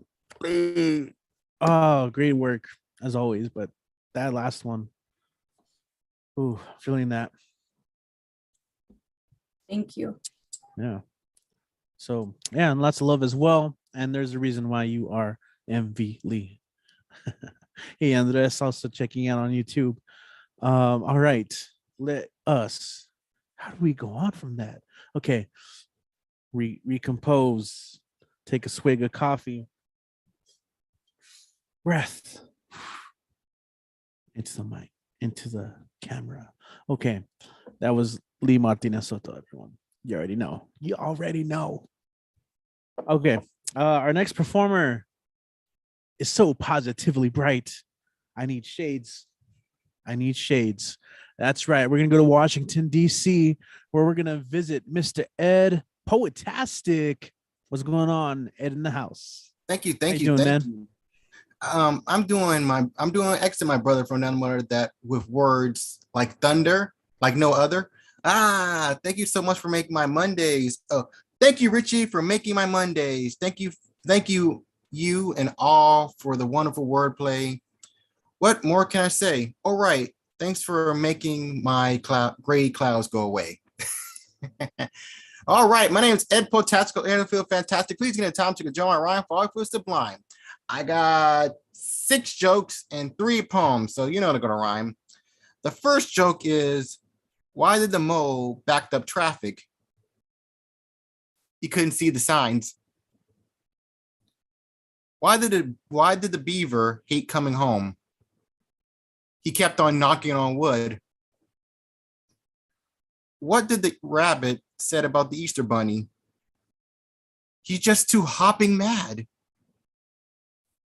Why was the T-Rex afraid of going to the bathroom? The other dinosaurs went extinct in the stalls. Why was the turtle number 1 in the race? He was last yesterday, but first today. And why was the owl fired from his job? He kept on hooting at the customers. All right. Hope everyone enjoyed that. Hope it chuckle your buckles. All right, my first piece is, well, happy Memorial Day. Let's remember the fallen, but let's not forget our breathing troops. They need help too. PTSD sticks like glue. Please get a sympathetic clue. Helping a soldier falls on me and you. Anywho, this is called The Bullets of War. Warning, this piece is full of violence and gore. Do I really need to explain more? Okay. I have a bullet with your name. My heart yearns from your demise. You're to blame for my flame. I'm going to kill you down to size. Why do I merely hate you? It's because you're my enemy. It's foggy hate without clear views. My dark rage has no sympathy. I slowly reload my steel gun, my fingers covering angry bees. My shadow covers the sun. Run away, please. There goes one of your eyes. You loudly bellowed, why? You fallen, but your blood rise. You kept going, I whimper with a sigh. There goes one of your arms. You're my prey, but please go far away. You're disarmed, but I still mean you harm. What can I say that went underway? There goes one of your legs. The pain must be unbearable. It sounds like cracked eggs. What's next is unconceivable. There goes your head. I forgot what you said. Oh, right. I hope you eat lead. The frigid grounds your bed. The roses oozed and spread. There goes one of your hands. You're just a man. I feel you, but I try not to understand. Now you're nameless, buried in dirt and sand. I hear your cries in my I hear your cries in my head. I wish it was me than you. I loudly dread for the future up ahead. What can I live or hope to do? There are no winners in wars, more losses and no gains. There's no restores or scores. Please, no more pain or lifeless remains. Do I really need to explain? Thank you. I get second piece, to say the least. This is called The Fight Is Never Over. The fight is never over. There's still air in your lungs. The fight isn't over. There's still blood in your veins. The fight isn't over. There's still steel in your bones. The fight isn't over. There's still light in the darkness. The fight isn't over. There's still days for your tomorrows. The fight isn't over. There's still life in the abyss. The fight isn't over. There's still time in your hourglass. The fight isn't over. There's still fire in your heart. The fight isn't over. There's still water in your eyes. The fight isn't over. There's still wind beneath your legs. The fight isn't over. There's still stone in your fist. The fight isn't over. There's still doors in your horizons. The fight isn't over. There's still gales in your mind. The fight isn't over. There's still a moon in your night. The fight isn't over. There's still dreams in the river. The fight isn't over. There's still a sun in the atmosphere. The fight isn't over. There's still clouds in your sky. The fight is never over. All right. I got my last piece to say the least. This is called What About What They Say About You. Okay. What they say about me, I really don't care. Names are on labels. They're not here or there. Labels don't instantly disable the wall in dark despair. You know what some say about MLK and Gandhi? It really wasn't pleasant or nice. They helped on a deep passion degree, even for a painful price. People need to understand, words are only words. They can be either iron or sand. They'll be too disturbed. They can't command or demand. When someone said anything bad about you, pay them no thought or mind. They don't know what you do. Leave their dark clouds behind. Get lost in your adventurous views. Do not mind them. Be aligned while they stay blind. They don't control your fate. Can't push your buttons or pull your strings. Let them bask in their self-hate. Pursue your unique golden wings. We can all relate.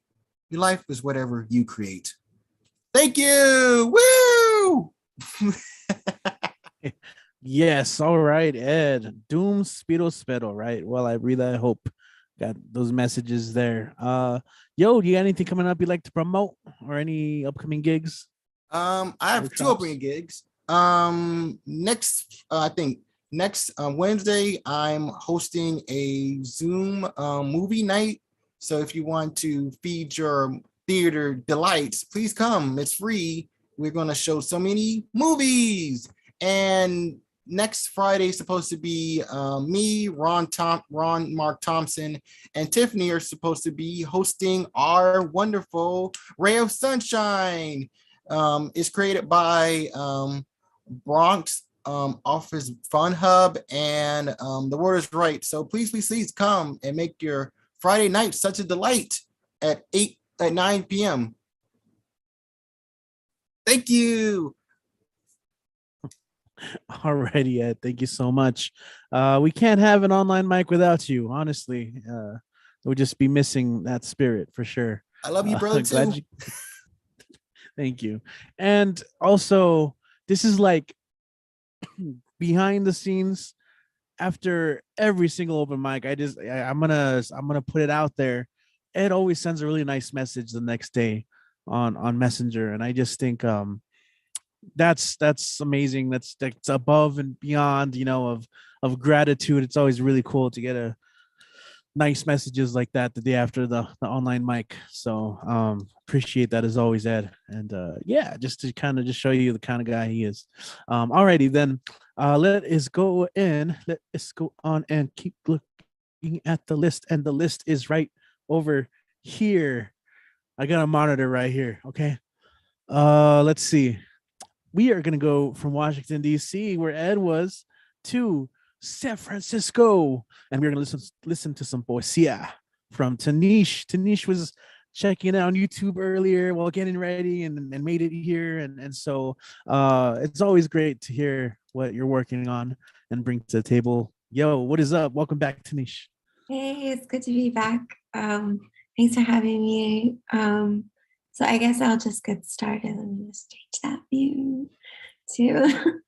I just gave this the title, so it's new, and it's about youth. It's difficult to talk about violence and not get sucked in by it. Title. I've been discussed, laughed at, humiliated, ostracized, accused, bullied, molested, beaten, strangled, abandoned, controlled, used, refused, my whole life. To my face, behind my face, by my own mother, like a circus act on display for my family's entertainment, emotionally manipulated while walking a tightrope in a family web disguised as a tree, and I wonder why the young are not valued here. The future is threatening to those scared of their past, their decisions, those who don't want to face their hideous actions. My mom ignored my father's abuse of me, ashamed at how she lived to smother me into suffocating, deciding with him to have my clitoris cut, nurture a gruesome patriarchy and other me, her child. She now haunts me into hating myself, strangling my voice. She cares more about how it looks than the truth. Even in death, she couldn't accept her role in destroying me and chose to vow my silence. Yes, there are such things as bad spirits. Yes, there are mothers with maternal instincts only for show. Yes, I do know what consequences are. And I am sure that as difficult as my life has been, I am, have been, always will be, even at my lowest, happier than she is or ever was, because I have always tried to live by God. even as a self-proclaimed atheist, in my 20s, mistaking faith for morals. My mother, a terrorist gunman, does not know mercy, does not know her own mercy, not like me, her child. I imagine a world where young people who die float on a cloud of Michael's electric blue light, carried by floral bouquets and a surrounding scent of raspberry and lemon and pizza, as a chorus of angels greets them, vibrating peace, love, and mercy into heaven to show them they are loved. Thank you. Thanks. Sorry, I was muted. That one was hitting hard too. Oh man, Tanish, beautiful, beautiful, beautiful. Thank you. Yeah, everyone throw nice words in the chat. All right. So, do you have anything coming up you'd like to promote? Any gigs, features, workshops? No, not really. It's been a little slow, in a good way. So no, I don't really have anything. I guess we have Poetically Speaking tomorrow at 5 p.m. Pacific on IG Live. So if you guys are interested. Absolutely. The last couple of times I've seen the notification, but I haven't been able to drop in Okay, because cool. at the moment. But definitely next time I want to. Hopefully tomorrow do a little like check in and see how you guys are doing on that. Yeah, IG Poetically Speaking. Thank you, Tanish. Glad you could be here with us. All right, let's go and keep going. We are going to go from San Francisco to Malaysia, and we have Julian Matthews. As always, great to have you. You're back, and you found your way to the sign-up sheet. How are you doing today? Oh, hey, go ahead and take it away. Hi. There's some drilling going on upstairs. I hope you can't hear it. I'm going to share screen. Can I share screen?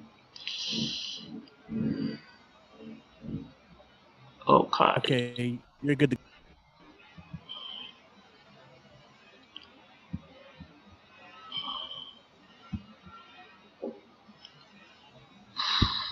Crime scene. When did it come to this, America? Your children are not cold fish in warm barrels, fired and muzzled forever, gutted gutlessly, leaving congealed entrails on haloed ground like spent shells, chalked outlines of miniature gods, yellow-taped evidence. Does the right to bear arms mean it's salmon season all year round? Amendments can be amended, but wounds from dead children can never heal. The pandemic claimed 1 million lives, not enough. Massacres were on pause, now you rewind, fast forward, press play, same music on endless repeat. Funereal. You hear shots fired, sirens, then silence. The world hears only the mothers wailing. Encounter with a tiny god.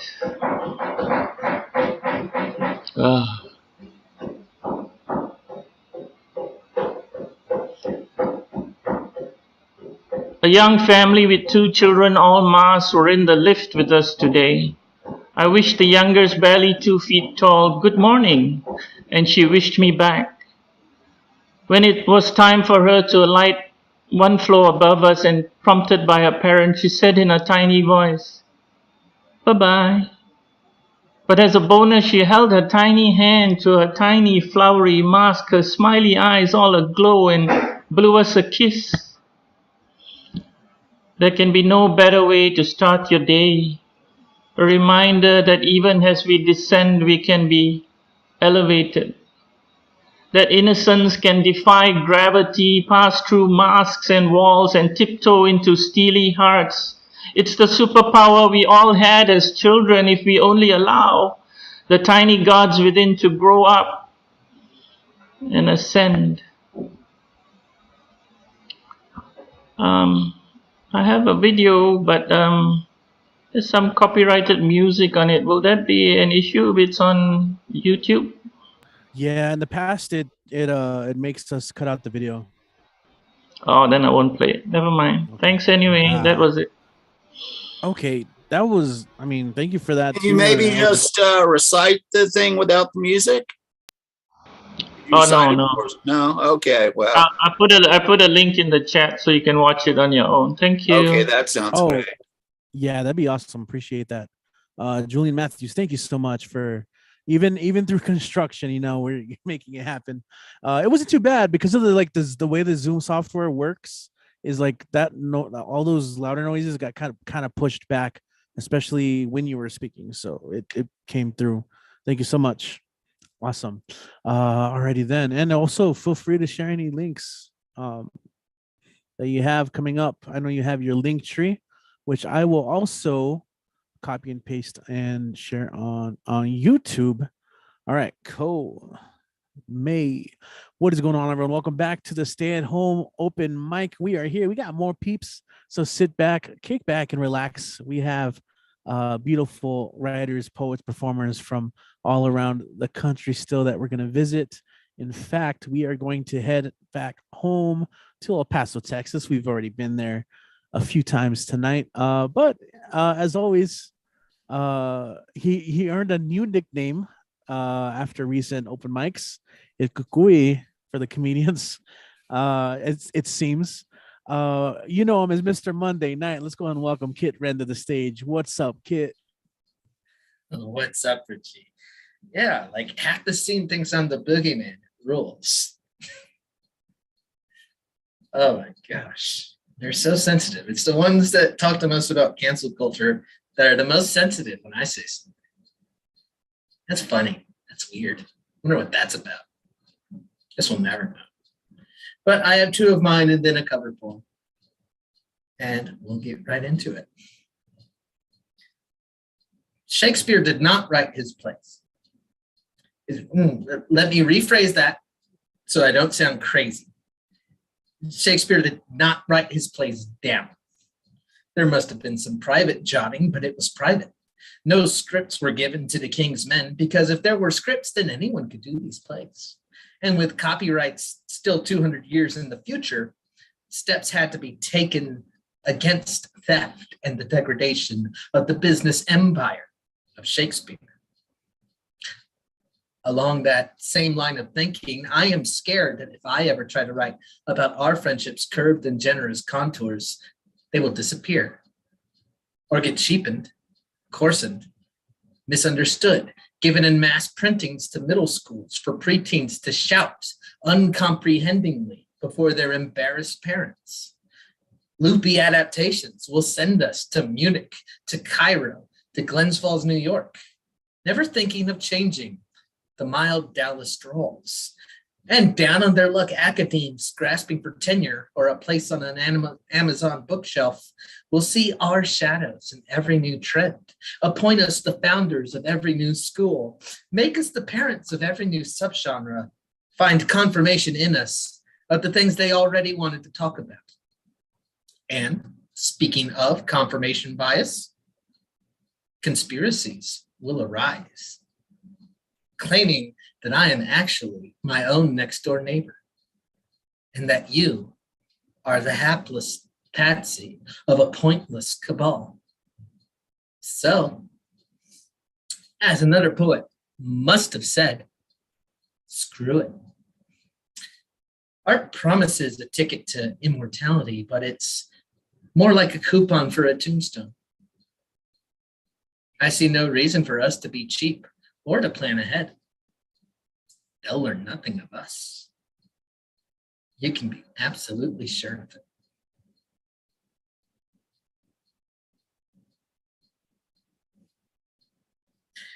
And yes, another second poem.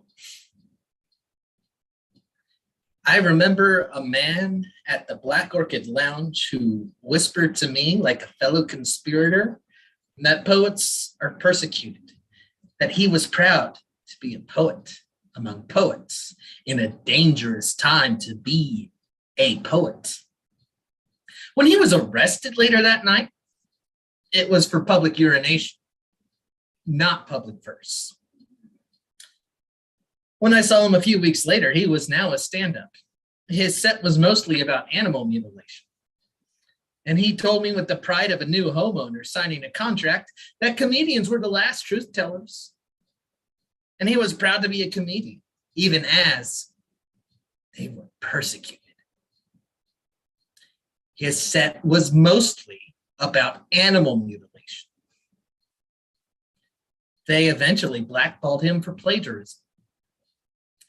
It's the easiest thing in the world to become a martyr. I could say if I wanted to, with a visionary intonation, that I need to do this. And I do find it necessary. But not like a calling, like a chore. I was not touched by God, eaten by the sun, or bitten by a radioactive spider. This is not a mission. This is laundry. I want clean clothes, so there are things I have to do. I want to know what I think, so there is a process I must follow. Easy or hard, good or bad? What does that matter to me? Who's going to do it for me? You? Have you met the people that I've met who think they were meant for this?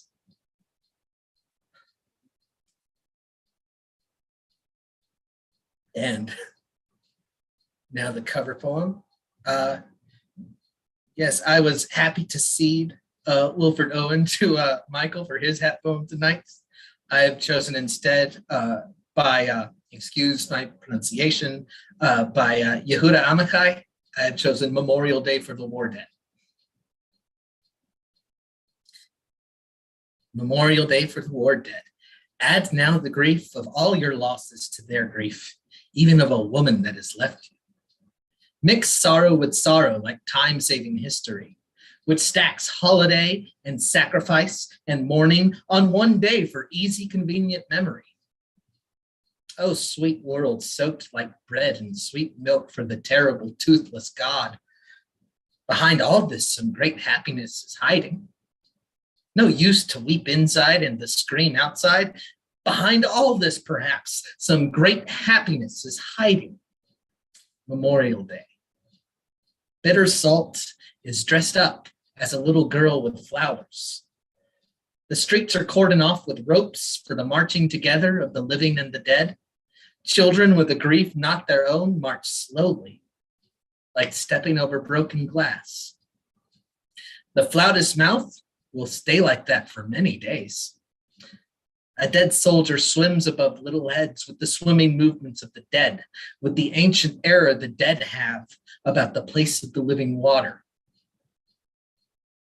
A flag loses contact with reality and flies off. A shop window is decorated with dresses of beautiful women in blue and white, and everything in 3 languages: Hebrew, Arabic, and death. Great and royal animal is dying all through the night under the jasmine tree with a constant stare at the world.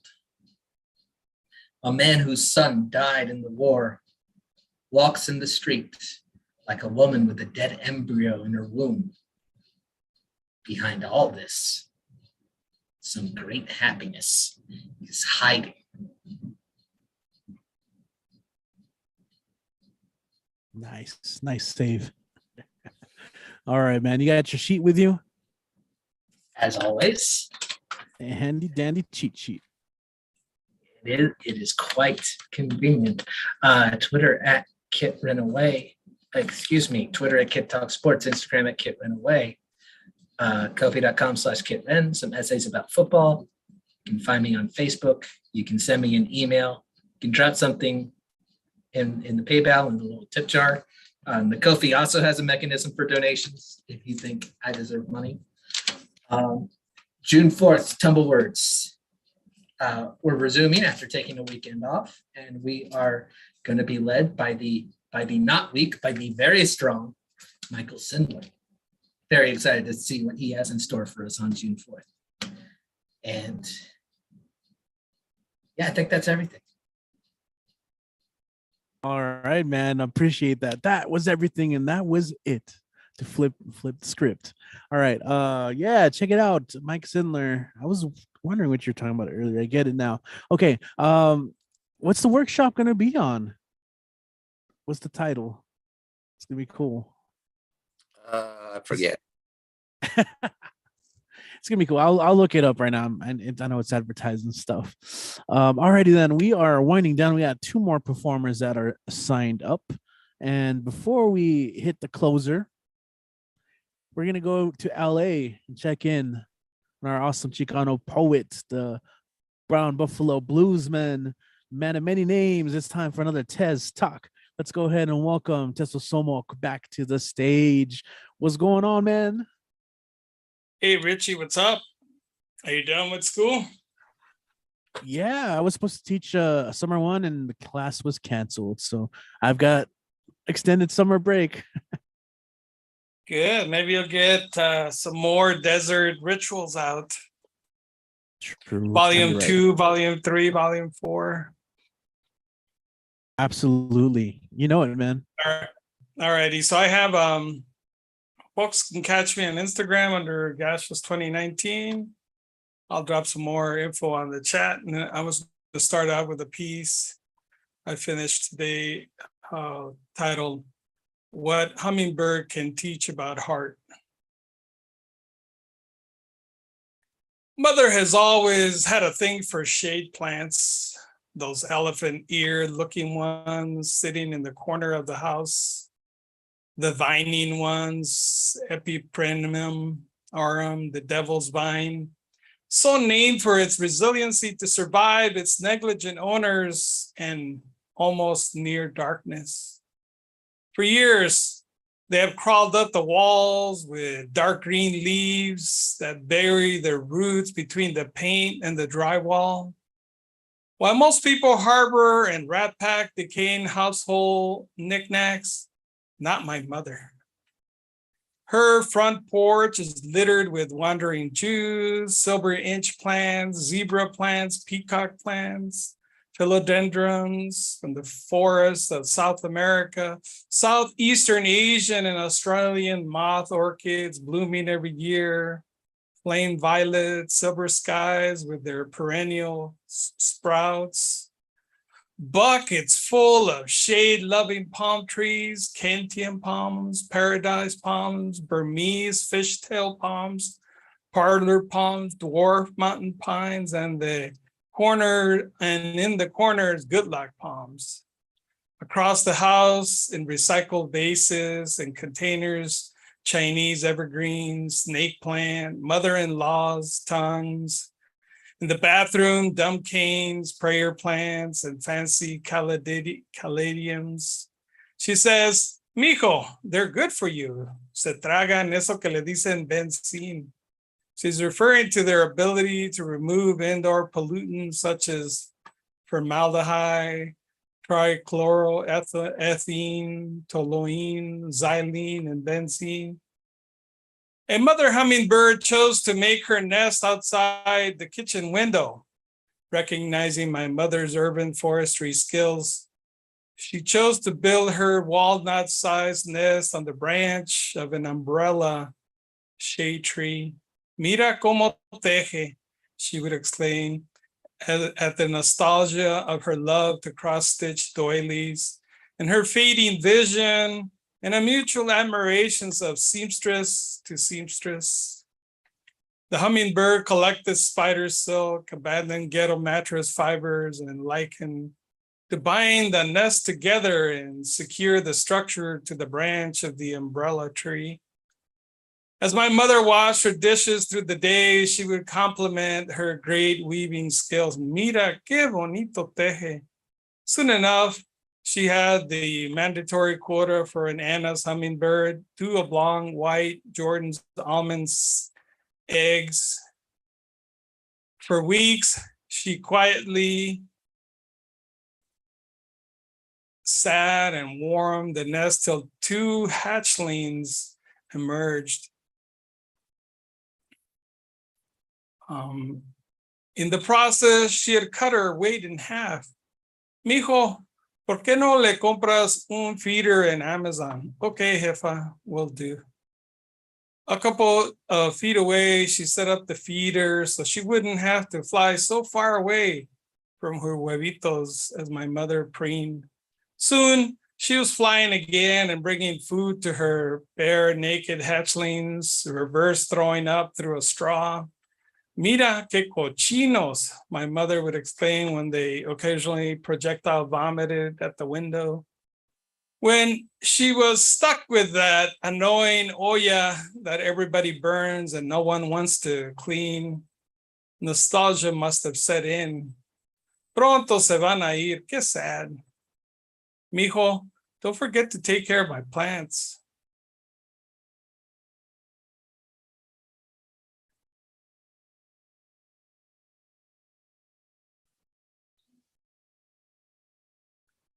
Okay, that was Awesome. that, Yeah.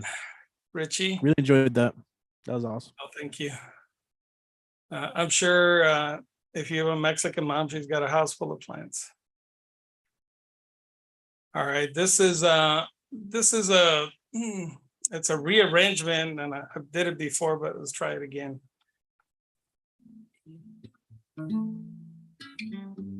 So Angelique Rose Gomez got arrested trying to get her kids. She was tackled to the ground like many parents, and she knew the sheriff, and she talked them into unarresting her. And she went around the corner and jumped the fence and got her kids. A lot of the parents, when they were being asked, that they wanted to pick up the remains of their kids, they were suddenly asked to provide DNA samples, and it's not obvious unless you read this report that was produced in 1962 by our military. Basically, on June 9th, a platoon of Rangers from the 40th Infantry Regiment was given the mission of ambushing an estimated VC company. The details are as follow.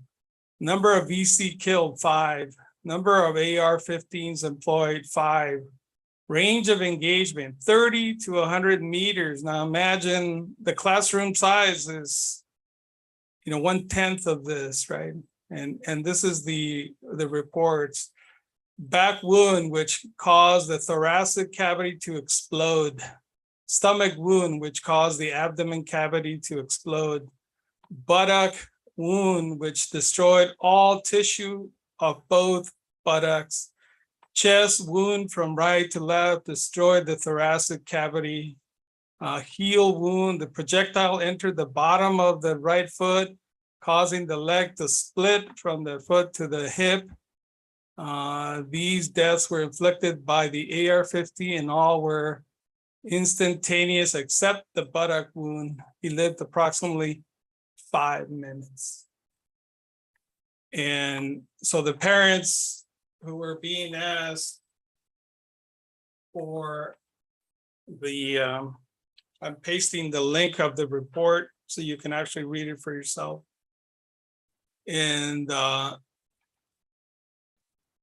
if the pictures ever got out of what these remains look like, and they put them up against all of these Republican politicians who are against gun control, I mean, that I don't condone exploiting a situation like that, but it's just, there's no other way that it seems that these people will react, So.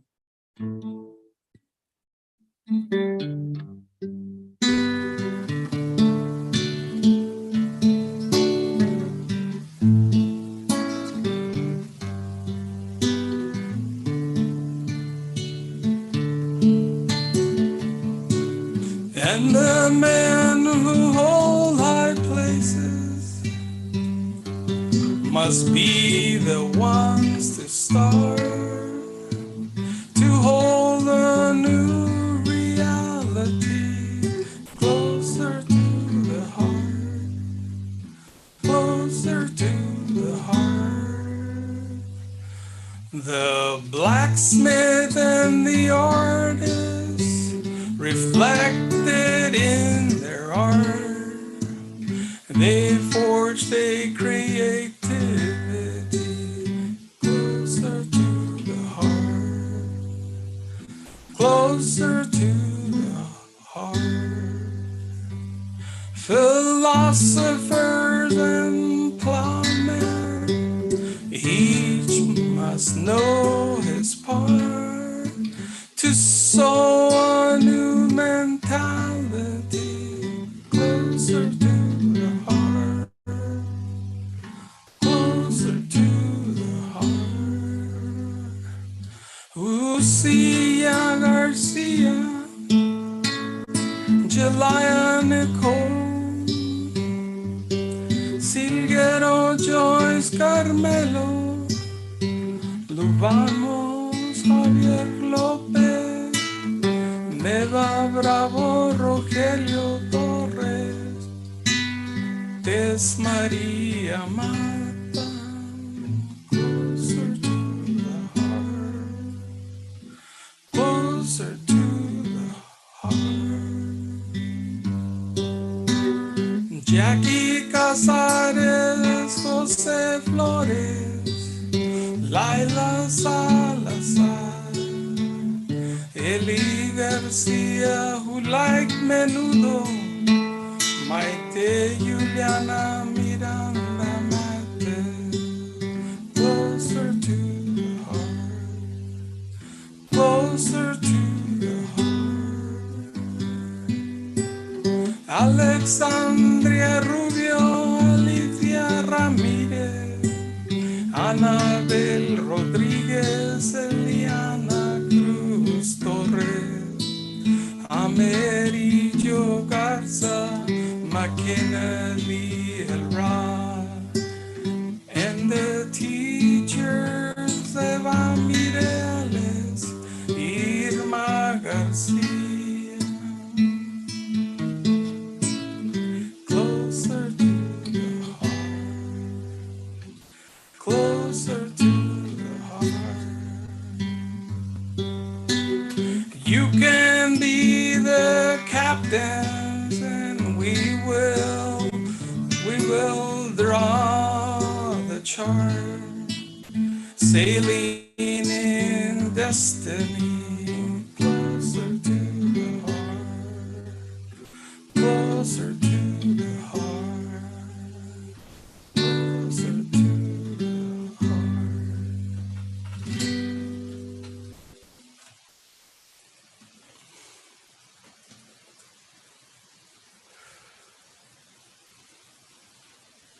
Right on, man. So I can do one No more rush. song. We can call it quits right here. I'm good. It's it. Oh, okay. I didn't. I kind of missed it. I was. Yeah, you missed it, Richie. Sorry. I was playing. I was Rush closer to the. I don't have a frame of reference. So I'm like, hold on. I want to hear it. Hey Tez, awesome job, man. Thanks for coming through and sharing those pieces. You got the usual plugs. You kicked off with anything additional? Not at this moment. I'm going to share an additional link, which is a video of the little hatchlings being fed by their mother, and you can enjoy that in your leisure time. And I think that's all I have. Cool, very cool, awesome. Thank you so much. Hey, what kind of mic are you using? I mean, I always see it, but I know it's a condenser mic, right? That you have set up there. I don't know. It's one of those podcaster mics. Why is it not sound correct? Or Oh no. I mean, I just always want to ask because I see it there. Yeah. No, any mic's the right mic if it works, right? Yeah. Oh, all right, awesome. Thank you for joining us, man. And again, if you guys are watching, check out Pandemic Poets on Facebook. And post your events there for sure and be kept updated with other things going on. Alrighty then, Rush, closer to the heart. I have it here, remastered in HD. I'll play it after. Okay, so Speaking of rock anthems, just like in baseball, the closer always comes into an epic song. I always think of Enter Sandman, Mariano Rivera, New York Yankees. Trevor Hoffman would come out to Hell's Bells, I think, right? AC/DC. It was something like that. But speaking of closers and theme songs, our next one kind of has a theme song when I have my looper. But without further ado, let's go ahead. He's ready. He's waiting. He is the secret producer of the show. He's pulling all the strings, calling all the shots. Let's go ahead and welcome back to the mic, Dan the Man. Dan the Man. Go ahead and take it away. Hello. Wait. Hold on. Dan. Go ahead and take it away, and then so you can give it back to me so I can close out the night. Okay. I'm sorry? No, I'm just thinking a couple moves ahead. Okay. How's everybody doing tonight? Well, I know it's Memorial Day, and yeah, because that's what today we honor and pay tribute to the fallen heroes that we remember. So, but we also want to pay tribute to the doctors and the nurses, frontliners from last year and for the past 2 years since the pandemic started. Yeah. And there's also this one's from last Thursday. Well, I just want you to know last Thursday marked my 2-year anniversary, marked my 20-year anniversary of Franklin High School, class of 2002, where I graduated, and after 4 long years. So, yeah, so I was gonna say, happy anniversary to my fellow graduates. Yes, go Cougars. Yep, Franklin High School, class of 2002. Go Cougars. All right, and since yeah, I know. And since today is Memorial Day, I'm gonna read something like say Memorial Day, like 2 years ago, last year, and now this year. Yeah, Memorial Day, last year, well, 2 years ago, last year, this year. I always know Memorial Day, the last Monday of the 4th or 5th month of the every single year of Memorial Day, in the 5th month. Sorry, hold on. I always know Memorial Day is at the last Monday of the 5th month in every single year. Yeah, Memorial. Well, 2 years ago was the toughest because of fear of COVID-19. Loss was near, so society was keen. Well, last year was not keen. We remember those we've lost both last year and this year during COVID-19. Well, as we know, just 2 weeks ago, the U.S. lost more than 1 million lost to COVID. God rest their souls. But yeah. Well, we remember them, we might know them, but we don't know them. I want to remember them, and we want to remember as one of our own, our fellow people, our fellow friends, our fellow neighbors. Yeah, but we miss them, they miss them, friends miss them, family miss them. They are gone but not forgotten, remembered and honored, just like how we remember our fallen heroes, soldiers, law enforcement, firefighters, doctors, those among the fallen. But now, well, the real heroes were the frontliners like COVID-19, like paramedics, doctor, nurses, healthcare workers, those who never gave up saving lives during the time of crisis. Well, they are gone, but never forgotten. Well, just like last week, we lost 21, and back in Buffalo, Atlanta, Boulder, and 2 of them were police officers. But we want to remember them. They were heroes. And remember our fallen heroes. Those we know, those we don't know, always be remembered, especially right here in El Paso. 23. Well, that's what we see. Lost in our city. El Paso strong, especially those we lost. Las Vegas, Orlando, Columbine. We want to remember them. They're gone but not forgotten. But we know 2 years ago, we've lost George Floyd. It was also the person we remembered. I know he died 2 years ago on the day of Memorial Day. The day has impacted the nation and society forever. But we did know Black Lives Matter, George Floyd matters. So did Ahmaud Arbery and Dante Wright. But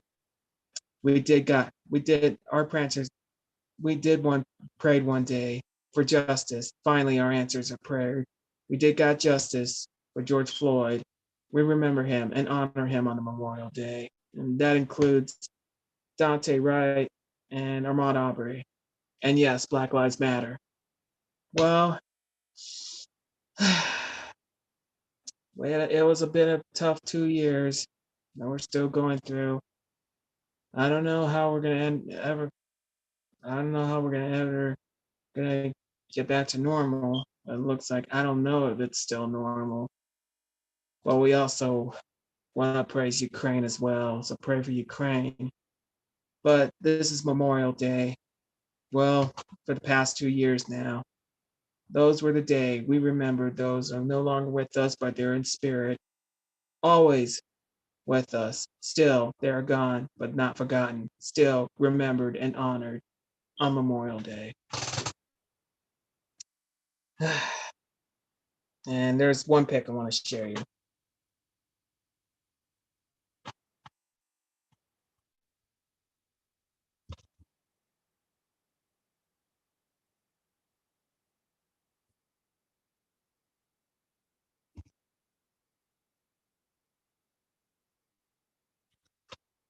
Yes. Yeah. Here we honor today's Memorial Day. Yeah.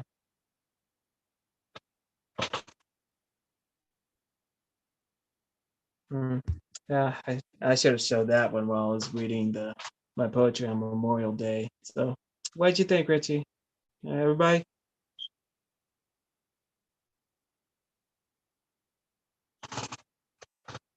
Okay, I'll go to the next one.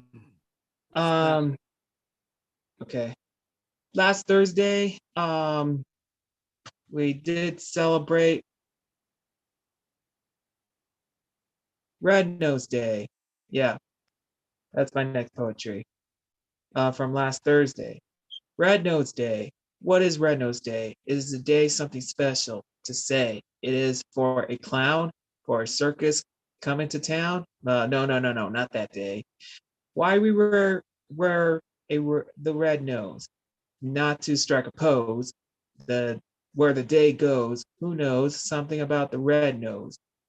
You want to know why we wear the red nose? It's because something we represent a big cause to help the children. Yes, think of the children.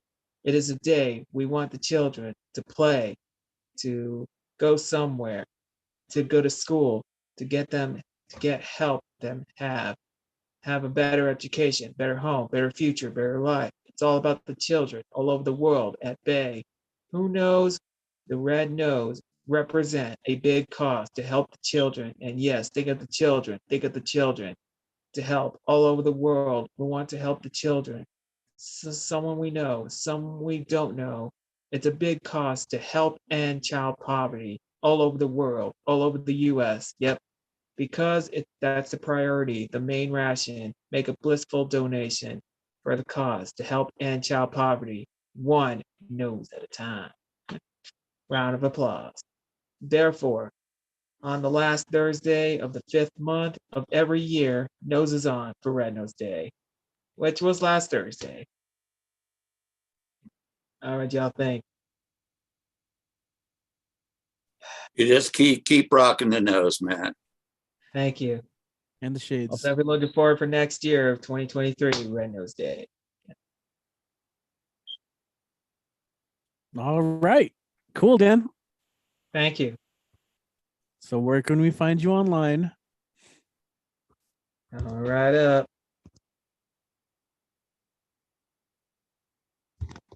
All right, guys, here it is. We didn't weep it. Find me on Twitter, Instagram. Yeah, I'm behind post. So and find Dan Advance Weekly on Facebook. Well, find it on YouTube. Okay. All right, guys, and don't forget the hashtag. And those of you who are new, please screenshot this if you get the chance. All right, guys. I say Happy Memorial Day, and and always our thoughts and prayers is out to the families. Okay, all right, Richie. Let's go ahead and close it tonight. All right, Dan, you quit. You had quite a bit there to cover. So check out the Man's Weekly. It's an extended version of that. Very extended version. But yeah, and also change your smoke alarm, man. It got me this time. It got to me. I couldn't concentrate. Anyway, appreciate the words as always. And as always, for people tuning in, YouTube, shout out to everyone who tuned in, left a comment. If you're watching this after and you're still watching, thank you guys so much. We will be back next Monday. We'll see what we'll be doing for that. But for the live stream, we're going to go ahead and end tonight. In fact, again, much love once again to everyone who read, performed, shared a little bit of something tonight. Great lineup as always. Loved it. Yes, go follow them. Go check out their work. Go support their work. 10 workshops. And we will see you guys next week for the live stream.